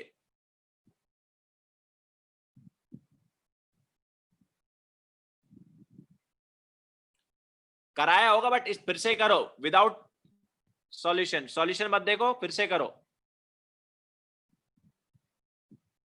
सर ने कराया होगा ऑब्वियसली क्लास में, लेकिन ये फिर से करना है बिना सॉल्यूशन देखे। क्वेश्चन में दिया है इक्वेशन,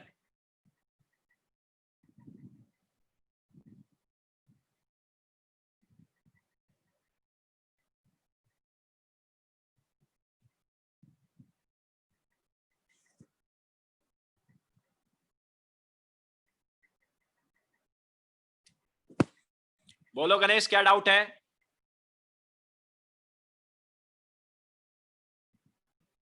बोलो। सर सर सॉरी सर, हाँ। एक बार सर वो पीओएसी और ओ का सर वो मोल्स का आपने कैसे किया सर? सॉरी सर, वो एक बार समझेंगे प्लीज प्लीज सर। अरे इन दोनों के बीच में कॉमन एलिमेंट कौन सा है? ऑक्सीजन। ऑक्सीजन, तो उस पे पीओसी लगाएंगे, जो भी कॉमन एलिमेंट होगा उस पे पीओसी लगाएंगे। अच्छा। ठीक है। Yes sir. और मतलब वो एक्चुअली वो यहाँ पर तो हमें पता चल रहा है कि ऑक्सीजन कहीं दूसरे जगह जा नहीं रहा है ना, उन दोनों के हाँ बीच में हाँ ही होना चाहिए, दूसरी जगह नहीं होना चाहिए वो। हाँ हाँ। तो ऑक्सीजन इन दोनों में ही है और कहीं पे नहीं है, ओके। तो इस पे लगा देंगे। इसके अलावा इसके मोल्स लिखो और कितने ऑक्सीजन है उसे मल्टीप्लाई करो। अच्छा। ठीक है। हाँ। तो इसके मोल्स इनटू कितने ऑक्सीजन, 3। मतलब ओके। टोटल कितने इसी ऑक्सीजन है? टाइप से इसके मोल्स इनटू कितने हैं। अच्छा। ठीक है। हाँ। एंड देन इसके मोल्स निकाल लो, वेट से सर मोल्स निकाल सकते हैं। इधर इसके सर इसका क्या निकालना, वॉल्यूम निकालना है, तो नंबर ऑफ मोल्स को इन टर्म्स ऑफ वॉल्यूम लिखो। सर सर सर हाँ। सर यहाँ पे मतलब आपने टोटल KClO3 का मोल्स लिया है, फिर उसको जितने ऑक्सीजन है उससे मल्टीप्लाई कर दिया है, मतलब टोटल ऑक्सीजन हाँ, तो निकाला है। उससे ऑक्सीजन के मोल्स मिल गए हमें, हाँ उससे टोटल ऑक्सीजन के ऑक्सीजन, मोल्स मिल हाँ गए। हाँ ऑक्सीजन के मोल्स मिल गए। जैसे और फिर अगर तुझे पता है कि तेरे पास 2 CO2 के मोल, मतलब 2 मोल CO2 है, कोई बोल अच्छा। तेरे पास, अगर मैं बोलता हूँ 2 मोल CO2 है, तो बता हम्म, ऑक्सीजन एटम के कितने मोल है? 4 मोल। 4 मोल है। समझाया? तो वही चीज की हमने यहाँ पर। अच्छा, ये एंड जो है ना, राइट ये साइड पे भी ऑक्सीजन सेम? एटम के मोल है। अच्छा, राइट साइड पे भी सेम? हाँ, ये ऑक्सीजन के एटम के मोल है और ये भी ऑक्सीजन एटम के मोल हैं। तो किसी भी अच्छा। रिएक्शन में किसी पर्टिकुलर एलिमेंट के एटम चेंज नहीं होते हैं। हाँ। ठीक है। यही है yes sir. Principle of atom conservation. Okay sir, अब समझा sir, thank you so much sir, thank you so much.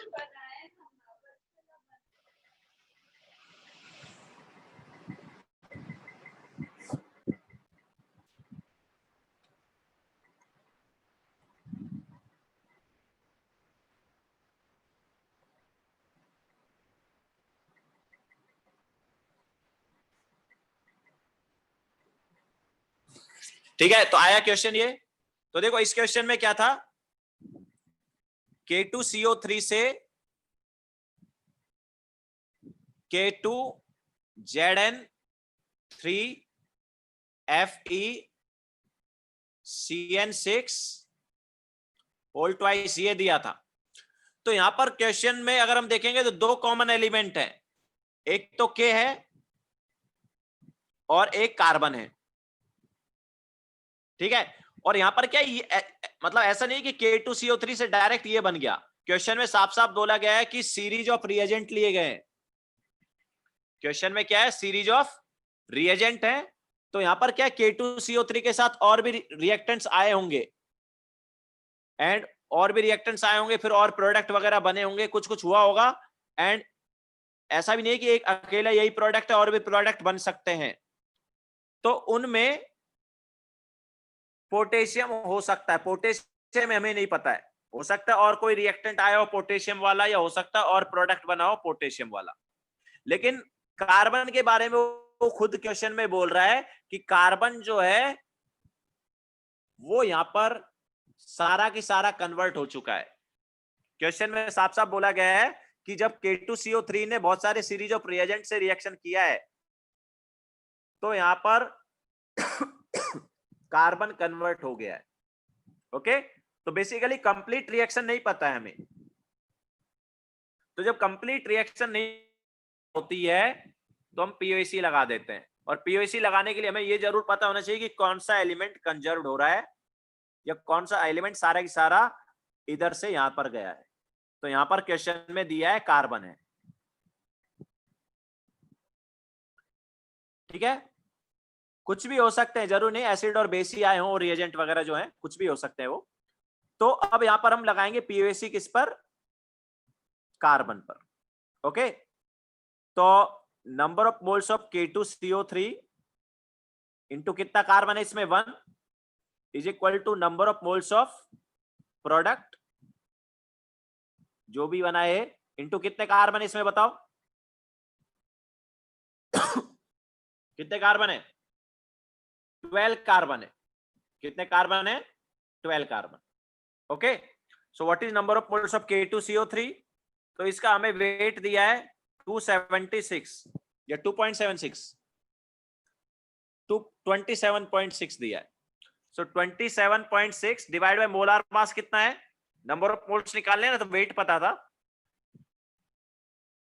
तो divide by molar mass, K2CO3 का मोलार मास कितना है 138 इंटू 1 इज इक्वल टू, इसके x मान लेते हैं तो x इंटू 12। ओके,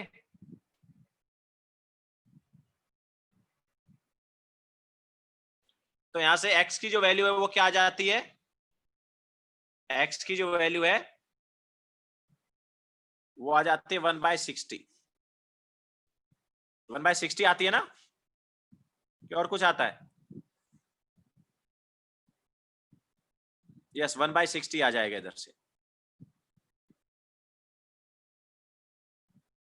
ठीक है, तो x इज 1/60।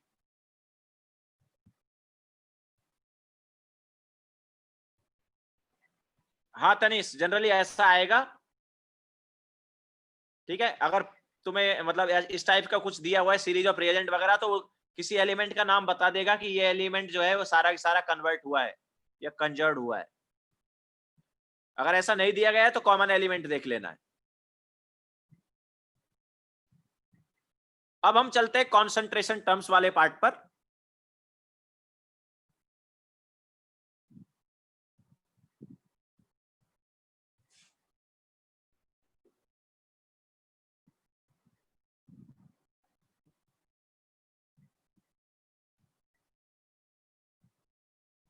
ठीक है, तो चलो क्वेश्चन लेते हैं।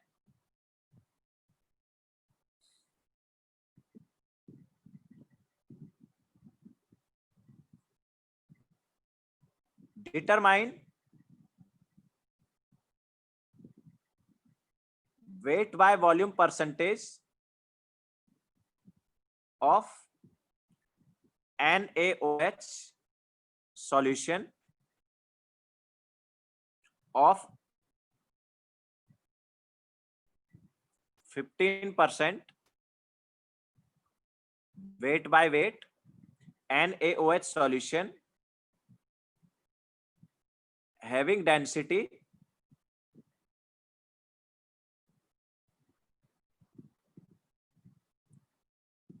1.2 gram per ml. Determine weight by volume percentage of 15% weight by weight NaOH solution having density 1.2 gram per ml.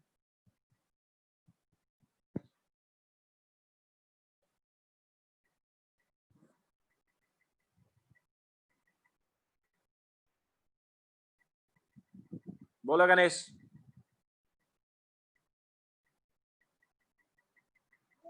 Sir sir वो जो लास्ट हम्म, क्वेश्चन था ना सर, उसमें आपने हाँ जो सी पे लगाया वो ऑलरेडी क्वेश्चन में मेंशन किया कि पहले प्रोडक्ट में सी पूरा आ चुका है ना, इसलिए हाँ आपने हाँ सी पे लगा। और अगर हाँ। के टू पे भी लगा सकते हैं ना सर, लेकिन के टू नहीं पूछा नहीं नहीं है। लगा सकते, के बारे में आइडिया नहीं, हो सकता के कोई और रिएक्टेंट और प्रोडक्ट भी हो।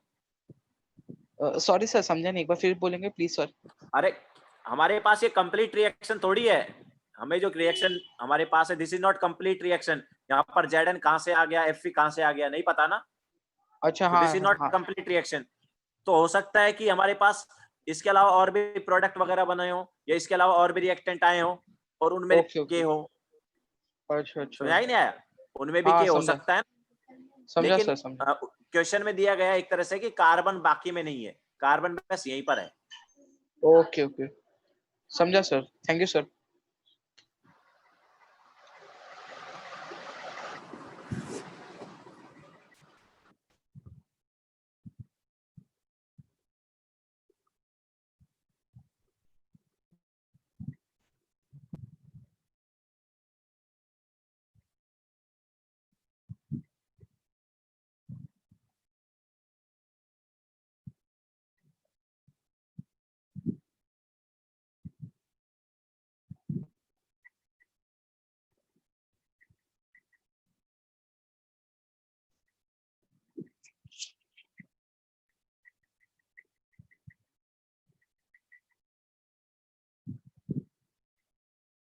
तो देखो, जब भी तुम्हें वेट बाय वेट परसेंटेज दिया हो, वेट बाय वेट परसेंटेज दिया हो, तो एज्यूम कर लेना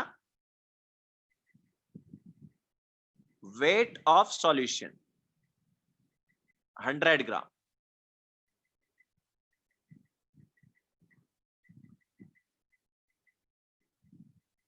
ओके, 100 ग्राम सॉल्यूशन एज्यूम कर लेना। अब 100 ग्राम सॉल्यूशन अगर तुमने एज्यूम कर लिया, तो वेट बाय वेट परसेंटेज के हिसाब से वेट ऑफ सॉल्यूट जो है, जो कि NaOH है, वो हमारे पास आ गया 15 ग्राम। वो क्या आ गया, 15 ग्राम। अब वेट बाय वॉल्यूम परसेंटेज के लिए हमें वेट ऑफ सॉल्यूट चाहिए एंड वॉल्यूम ऑफ सॉल्यूशन चाहिए। ऊपर वाला जो है वो सॉल्यूट का होता है, नीचे वाला सॉल्यूशन। तो वेट ऑफ सॉल्यूट चाहिए एंड वॉल्यूम ऑफ सॉल्यूशन चाहिए। नाउ वेट ऑफ सॉल्यूशन पता है एंड डेंसिटी ऑफ सॉल्यूशन भी पता है, ठीक है। वेट ऑफ सॉल्यूशन भी पता है, डेंसिटी ऑफ सॉल्यूशन भी पता है। तो वेट और डेंसिटी दोनों सॉल्यूशन की पता है, तो वॉल्यूम भी आ जाएगा ना। तो वॉल्यूम ऑफ सॉल्यूशन क्या आएगा,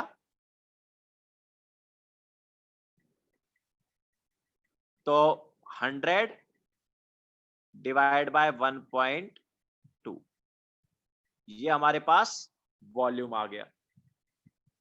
ओके, 100 बाय 1.2, इसको एज इट इज रखो, अभी सॉल्व नहीं करो। तो अब हमें देखो वेट ऑफ सॉल्यूशन पता चल गया, वेट ऑफ सॉल्यूशन ग्राम में पता होना चाहिए और वॉल्यूम ऑफ सॉल्यूशन ml में पता होना चाहिए ना। ये वेट बाय वॉल्यूम में, वेट ग्राम में होता है, वॉल्यूम ml में होता है। तो दोनों पता चल गए, अब सब्स्टिट्यूट कर देंगे तो क्या आ जाएगा, तो वेट बाय वॉल्यूम परसेंटेज क्या होगा, weight of solute, weight of solute हमारे पास कितना है भाई, वेट ऑफ सॉल्यूट हमारे पास 15 ग्राम, ठीक है। सो 15 gram divide by volume of solution कितना आया, 100 अपॉन 1.2 इंटू 100। तो इसको जब हम सॉल्व करेंगे तो ये 18% आ जाएगा। कितना आएगा, 18%। क्लियर है सभी को।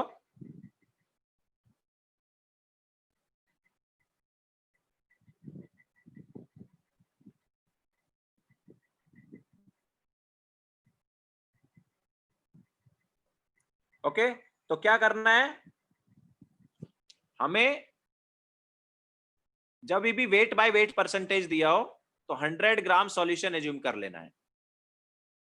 तो वेट बाय वेट परसेंटेज को यूज करके वेट ऑफ सॉल्यूट आ जाएगा। फिर वेट बाय वॉल्यूम परसेंटेज निकालना है, तो उसके लिए वॉल्यूम पता होना चाहिए सॉल्यूशन का, ठीक है। वॉल्यूम पता होना चाहिए सॉल्यूशन का, तो वॉल्यूम जो है वो निकाल लेंगे सॉल्यूशन का डेंसिटी को यूज करके। वॉल्यूम आ गया एंड देन क्या निकाल लोगे? वॉल्यूम से बाद में obviously weight by volume percentage. Okay,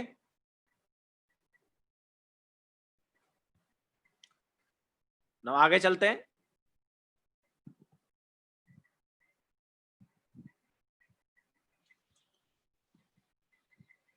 तो नेक्स्ट क्वेश्चन है determine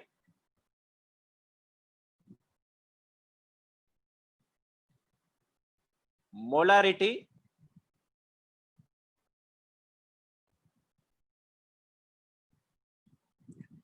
and molality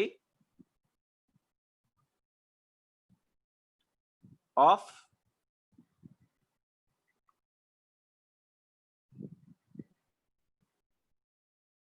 15% weight by weight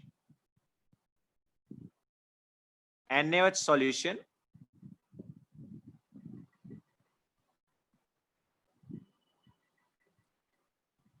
having density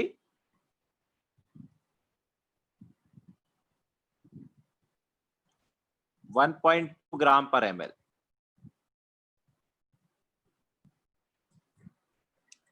Determine molarity and molality of 15% weight by weight NaOH solution having density 1.2 gram per ml.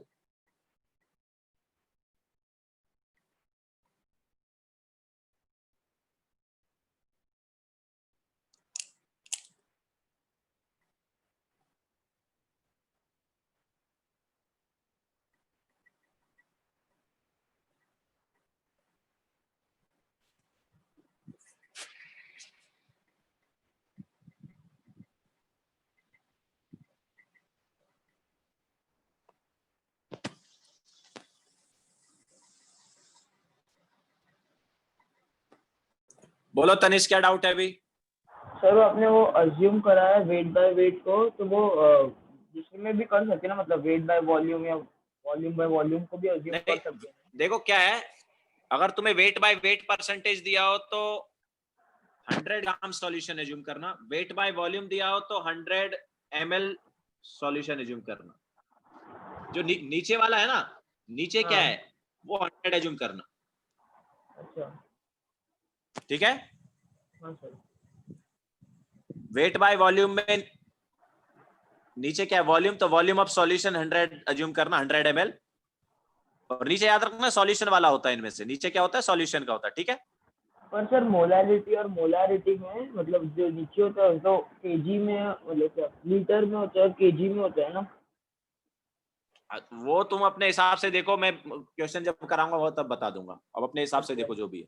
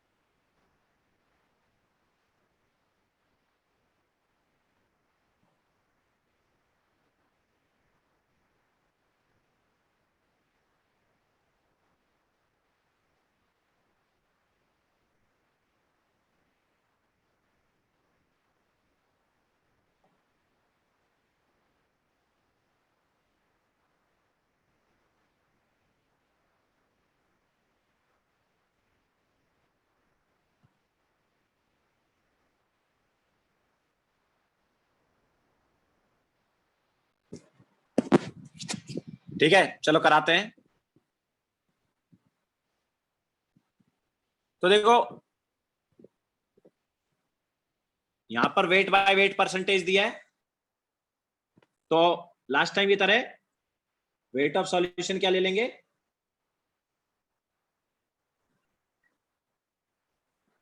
100 ग्राम। अगर 100 ग्राम solution हमने लिया तो weight of NaOH क्या हो जाएगा,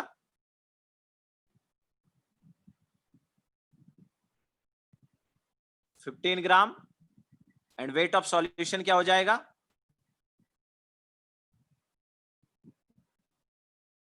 sorry volume of solution क्या हो जाएगा,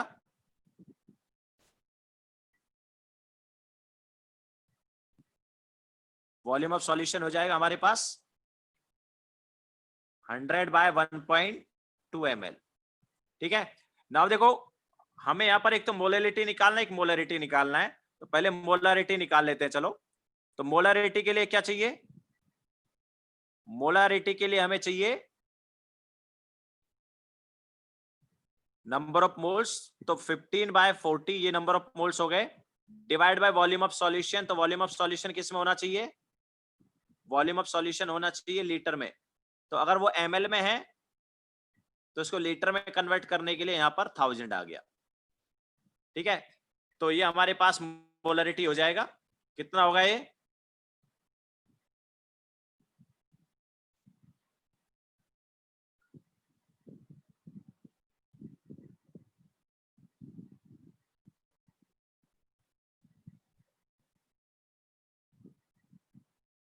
फोर 4.5।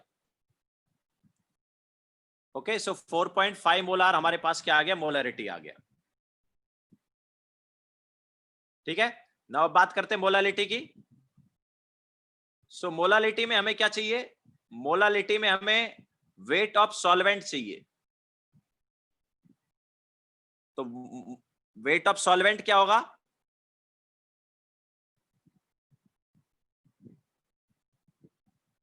तो वेट ऑफ सॉल्यूट हमारे पास 100 सॉरी वेट ऑफ सॉल्यूशन 100 ग्राम था, 15 ग्राम सॉल्यूशन में से 15 ग्राम क्या था, 100 ग्राम सॉल्यूशन में से 15 ग्राम सॉल्यूट था, तो सॉल्वेंट कितना हुआ 85 ग्राम। तो 85 ग्राम सॉल्वेंट हुआ, तो मोलैलिटी क्या होगा, तो molality is number of moles of solute. 15 gram solute था, नंबर ऑफ मोल्स क्या होगा 15 बाय 40 डिवाइड बाय 85 करेंगे। 85 ग्राम क्या हो गया सॉल्वेंट का वेट, लेकिन ये ग्राम है, हमें किस में चाहिए होता है, केजी में। तो केजी के लिए क्या लेंगे, यहाँ पर ऊपर 1000 ले लेंगे, तो ये हमारे पास मोलैलिटी आ जाएगा। ओके, दिस इज मोलैलिटी, कितना है 4.41 है, ठीक है 4.41 मोलाल। तो ये हमारे पास मोलैलिटी एंड मोलैरिटी आ गया। बोलो गणेश, क्या डाउट है। सर सॉरी, यहाँ पे 40 क्या है सर, मैं सुना नहीं सर, थोड़ा अरे डिस्कनेक्ट मोलार हो गया। मास ऑफ NaOH है ना। अच्छा, हाँ हाँ हाँ हाँ हाँ हाँ सर, समझा समझा sir, thank you sir.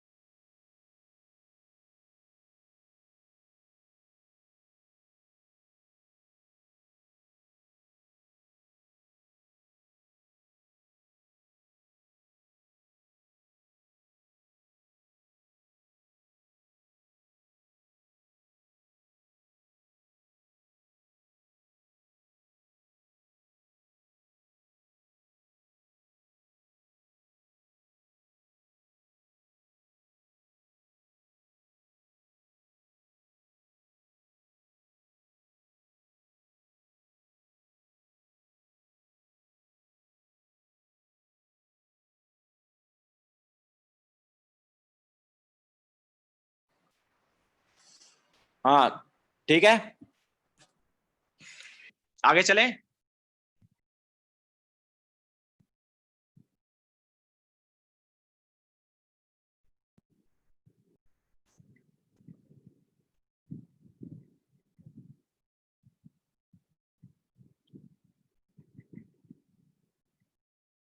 NaOH solution नहीं है भाई समृद्धि, NaOH जो है वो सॉल्वेंट है, NaOH का सॉल्यूशन है ये सॉल्यूशन जो है NaOH का है, मतलब NaOH सॉलिड का सॉल्यूशन है, समझाया ये। जब तुम्हें दिया गया है कि NaOH तो सॉलिड है ना, NaOH क्या होता है सॉलिड, मतलब NaOH जो है वो सॉल्यूशन नहीं है। NaOH सॉल्यूशन लिखा है, इसका मतलब क्या है कि NaOH सॉल्यूट है और वो किसी सॉल्यूशन में है। ओके, तो अब कोई बोल रहा है कि sir how to find molarity of ions, ठीक है एक क्वेश्चन ले लेते हैं उस पे। अगर मैं बोलता हूं कि हमारे पास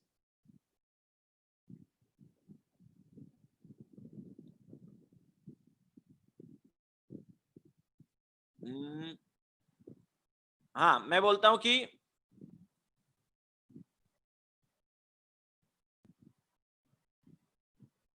okay so 1.11 gram of CaCl2 is dissolved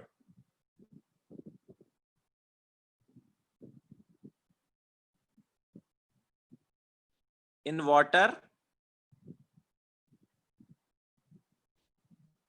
to form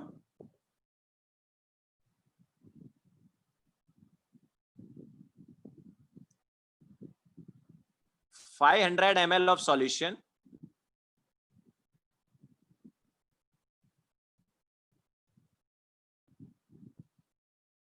determine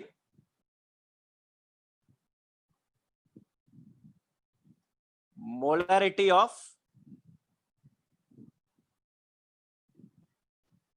Cl negative ions. तो देखो यहां पर क्या है, सबसे पहले CaCl2 का मोलरिटी निकालो, सबसे पहले किसका मोलरिटी निकालना है, CaCl2 का। तो मोलरिटी ऑफ CaCl2 क्या होगा, तो CaCl2 का 1.11 ग्राम दिया है डिवाइड बाय मोलार मास, तो CaCl2 का मोलार मास जो है वो 111 होता है, तो ये number of moles of CaCl2 आ गया divide by volume. So volume जो है वो 500 ml है, लीटर में कन्वर्ट करने के लिए ऊपर ये 1000 ले लिया, तो यहां से हमारे पास 0.02 मोलारिटी आ गया इसका, ठीक है। तो CaCl2 का मोलरिटी 0.02 आया। अब CaCl2 का ये है, तो एक CaCl2 में कितने Cl हैं, दो, एक CaCl2 में कितने Cl हैं, दो Cl हैं, तो मोलरिटी ऑफ Cl नेगेटिव जो है वो 2 टाइम्स हो जाएगा, याद रखना। और अगर Ca का मोलरिटी पूछते तो वो सेम रहता, क्यों, बिकॉज CaCl2 में एक Ca है। ओके, तो Cl नेगेटिव के डबल मोल्स हो जाएंगे ना, Cl नेगेटिव के मोल्स क्या होंगे, डबल होंगे, एक CaCl2 में दो Cl है ना, तो Cl के डबल मोल्स होंगे, दैट्स व्हाई मोलरिटी भी डबल होगी। लेकिन Ca के मोल्स सेम रहते हैं, दैट्स व्हाई Ca की मोलरिटी सेम होगी। अरे अगर मैं बोलता हूं कि तुम्हारे पास 2 मोल CaCl2 है, तो Cl के मोल्स बताओ कितने होंगे, अगर 2 मोल CaCl2 है तो Cl के मोल्स कितने होंगे, 4 ना, तो Cl के मोल्स डबल हुए कि नहीं हुए। ओके, तो अगर मोल्स डबल है तो मोलरिटी भी डबल है।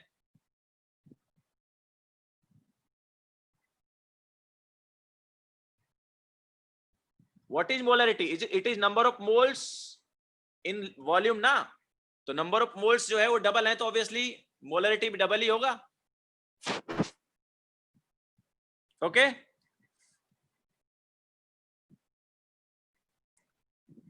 चलो लेक्चर एंड करें। चलो एक कोई क्वेश्चन और ले लेते हैं। अगर मैं बोलता हूं कि हमारे पास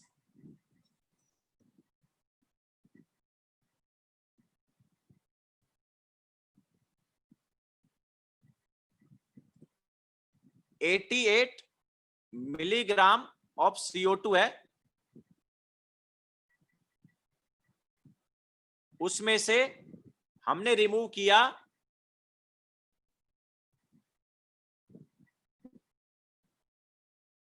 10⁻⁻⁴,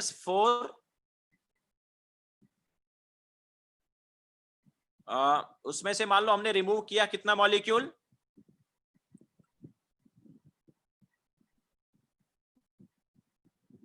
10⁻⁻19 मॉलिक्यूल्स रिमूव किए।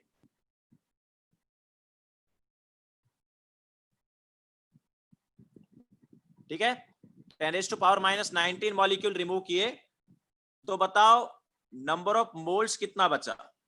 जैसा क्वेश्चन तुम बोल रहे थे, तो नंबर ऑफ मोल्स लेफ्ट निकालना है। ठीक है, तो बेसिकली ऐसा क्वेश्चन दिया है कि नंबर ऑफ मोल्स कितने बचे। तो देखो सबसे पहले देखो कि इनिशियल मोल्स कितने हैं। तो इनिशियली मोल्स कितने हैं, 88 मिलीग्राम है, मतलब 88 इंटू 10⁻³ ग्राम है। 88 इंटू 10⁻³ ग्राम है, तो मोल्स कितने हुए, 88 into 10⁻³ divide by molar mass of CO2 क्या है, 44। तो इतने मोल्स हो गए, इतने क्या हो गए, मोल्स हो गए। तो कितने होंगे moles, this is 2 into 10⁻³ moles. और कितने मोल्स रिमूव किए हमने, 10⁻, अब देखो मोल्स रिमूव कितने किए, तो मॉलिक्यूल्स है ना, तो मॉलिक्यूल से मोल्स कैसे आएगा, डिवाइड बाय एवोगैड्रो नंबर।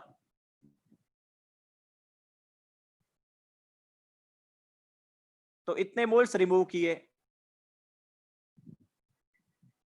इतने इनिशियली थे, इतने रिमूव कर दिए, तो बचे कितने, तो 2 इंटू 10⁻³ इतना इनिशियल था, एंड रिमूव किया 10⁻19 डिवाइड बाय 6 इंटू 10⁻23।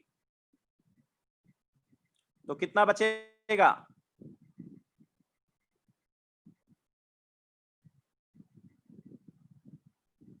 तो निकाल लो यहां से, ये हुआ 10⁻⁻⁴/6। ठीक है, या इसको हम क्या लिख सकते हैं, इसको हम 0.1 इंटू 10⁻³ भी लिख सकते हैं। तो ये आंसर हो जाएगा। क्लियर है। तो मोल्स लेफ्ट निकालने थे, तो इनिशियल मोल्स देखो कितना है,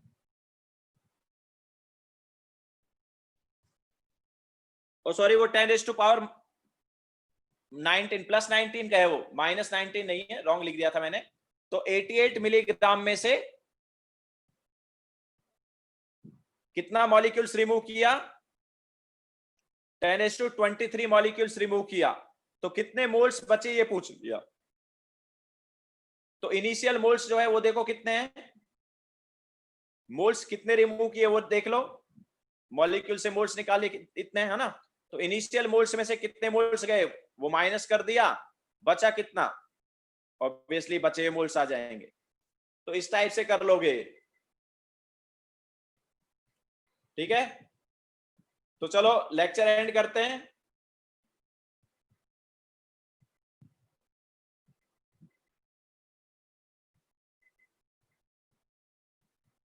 एक मिनट, लास्ट वाले में कुछ मिस्टेक तो नहीं कर दी हमने, 10⁻⁻⁴ आया, यस बराबर है।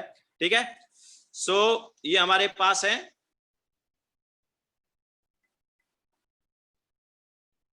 बहुत हैंड्स अप है, तो इतने का हम नहीं कर सकते, और कुछ डाउट हो तो व्हाट्सएप पे पूछ लेना।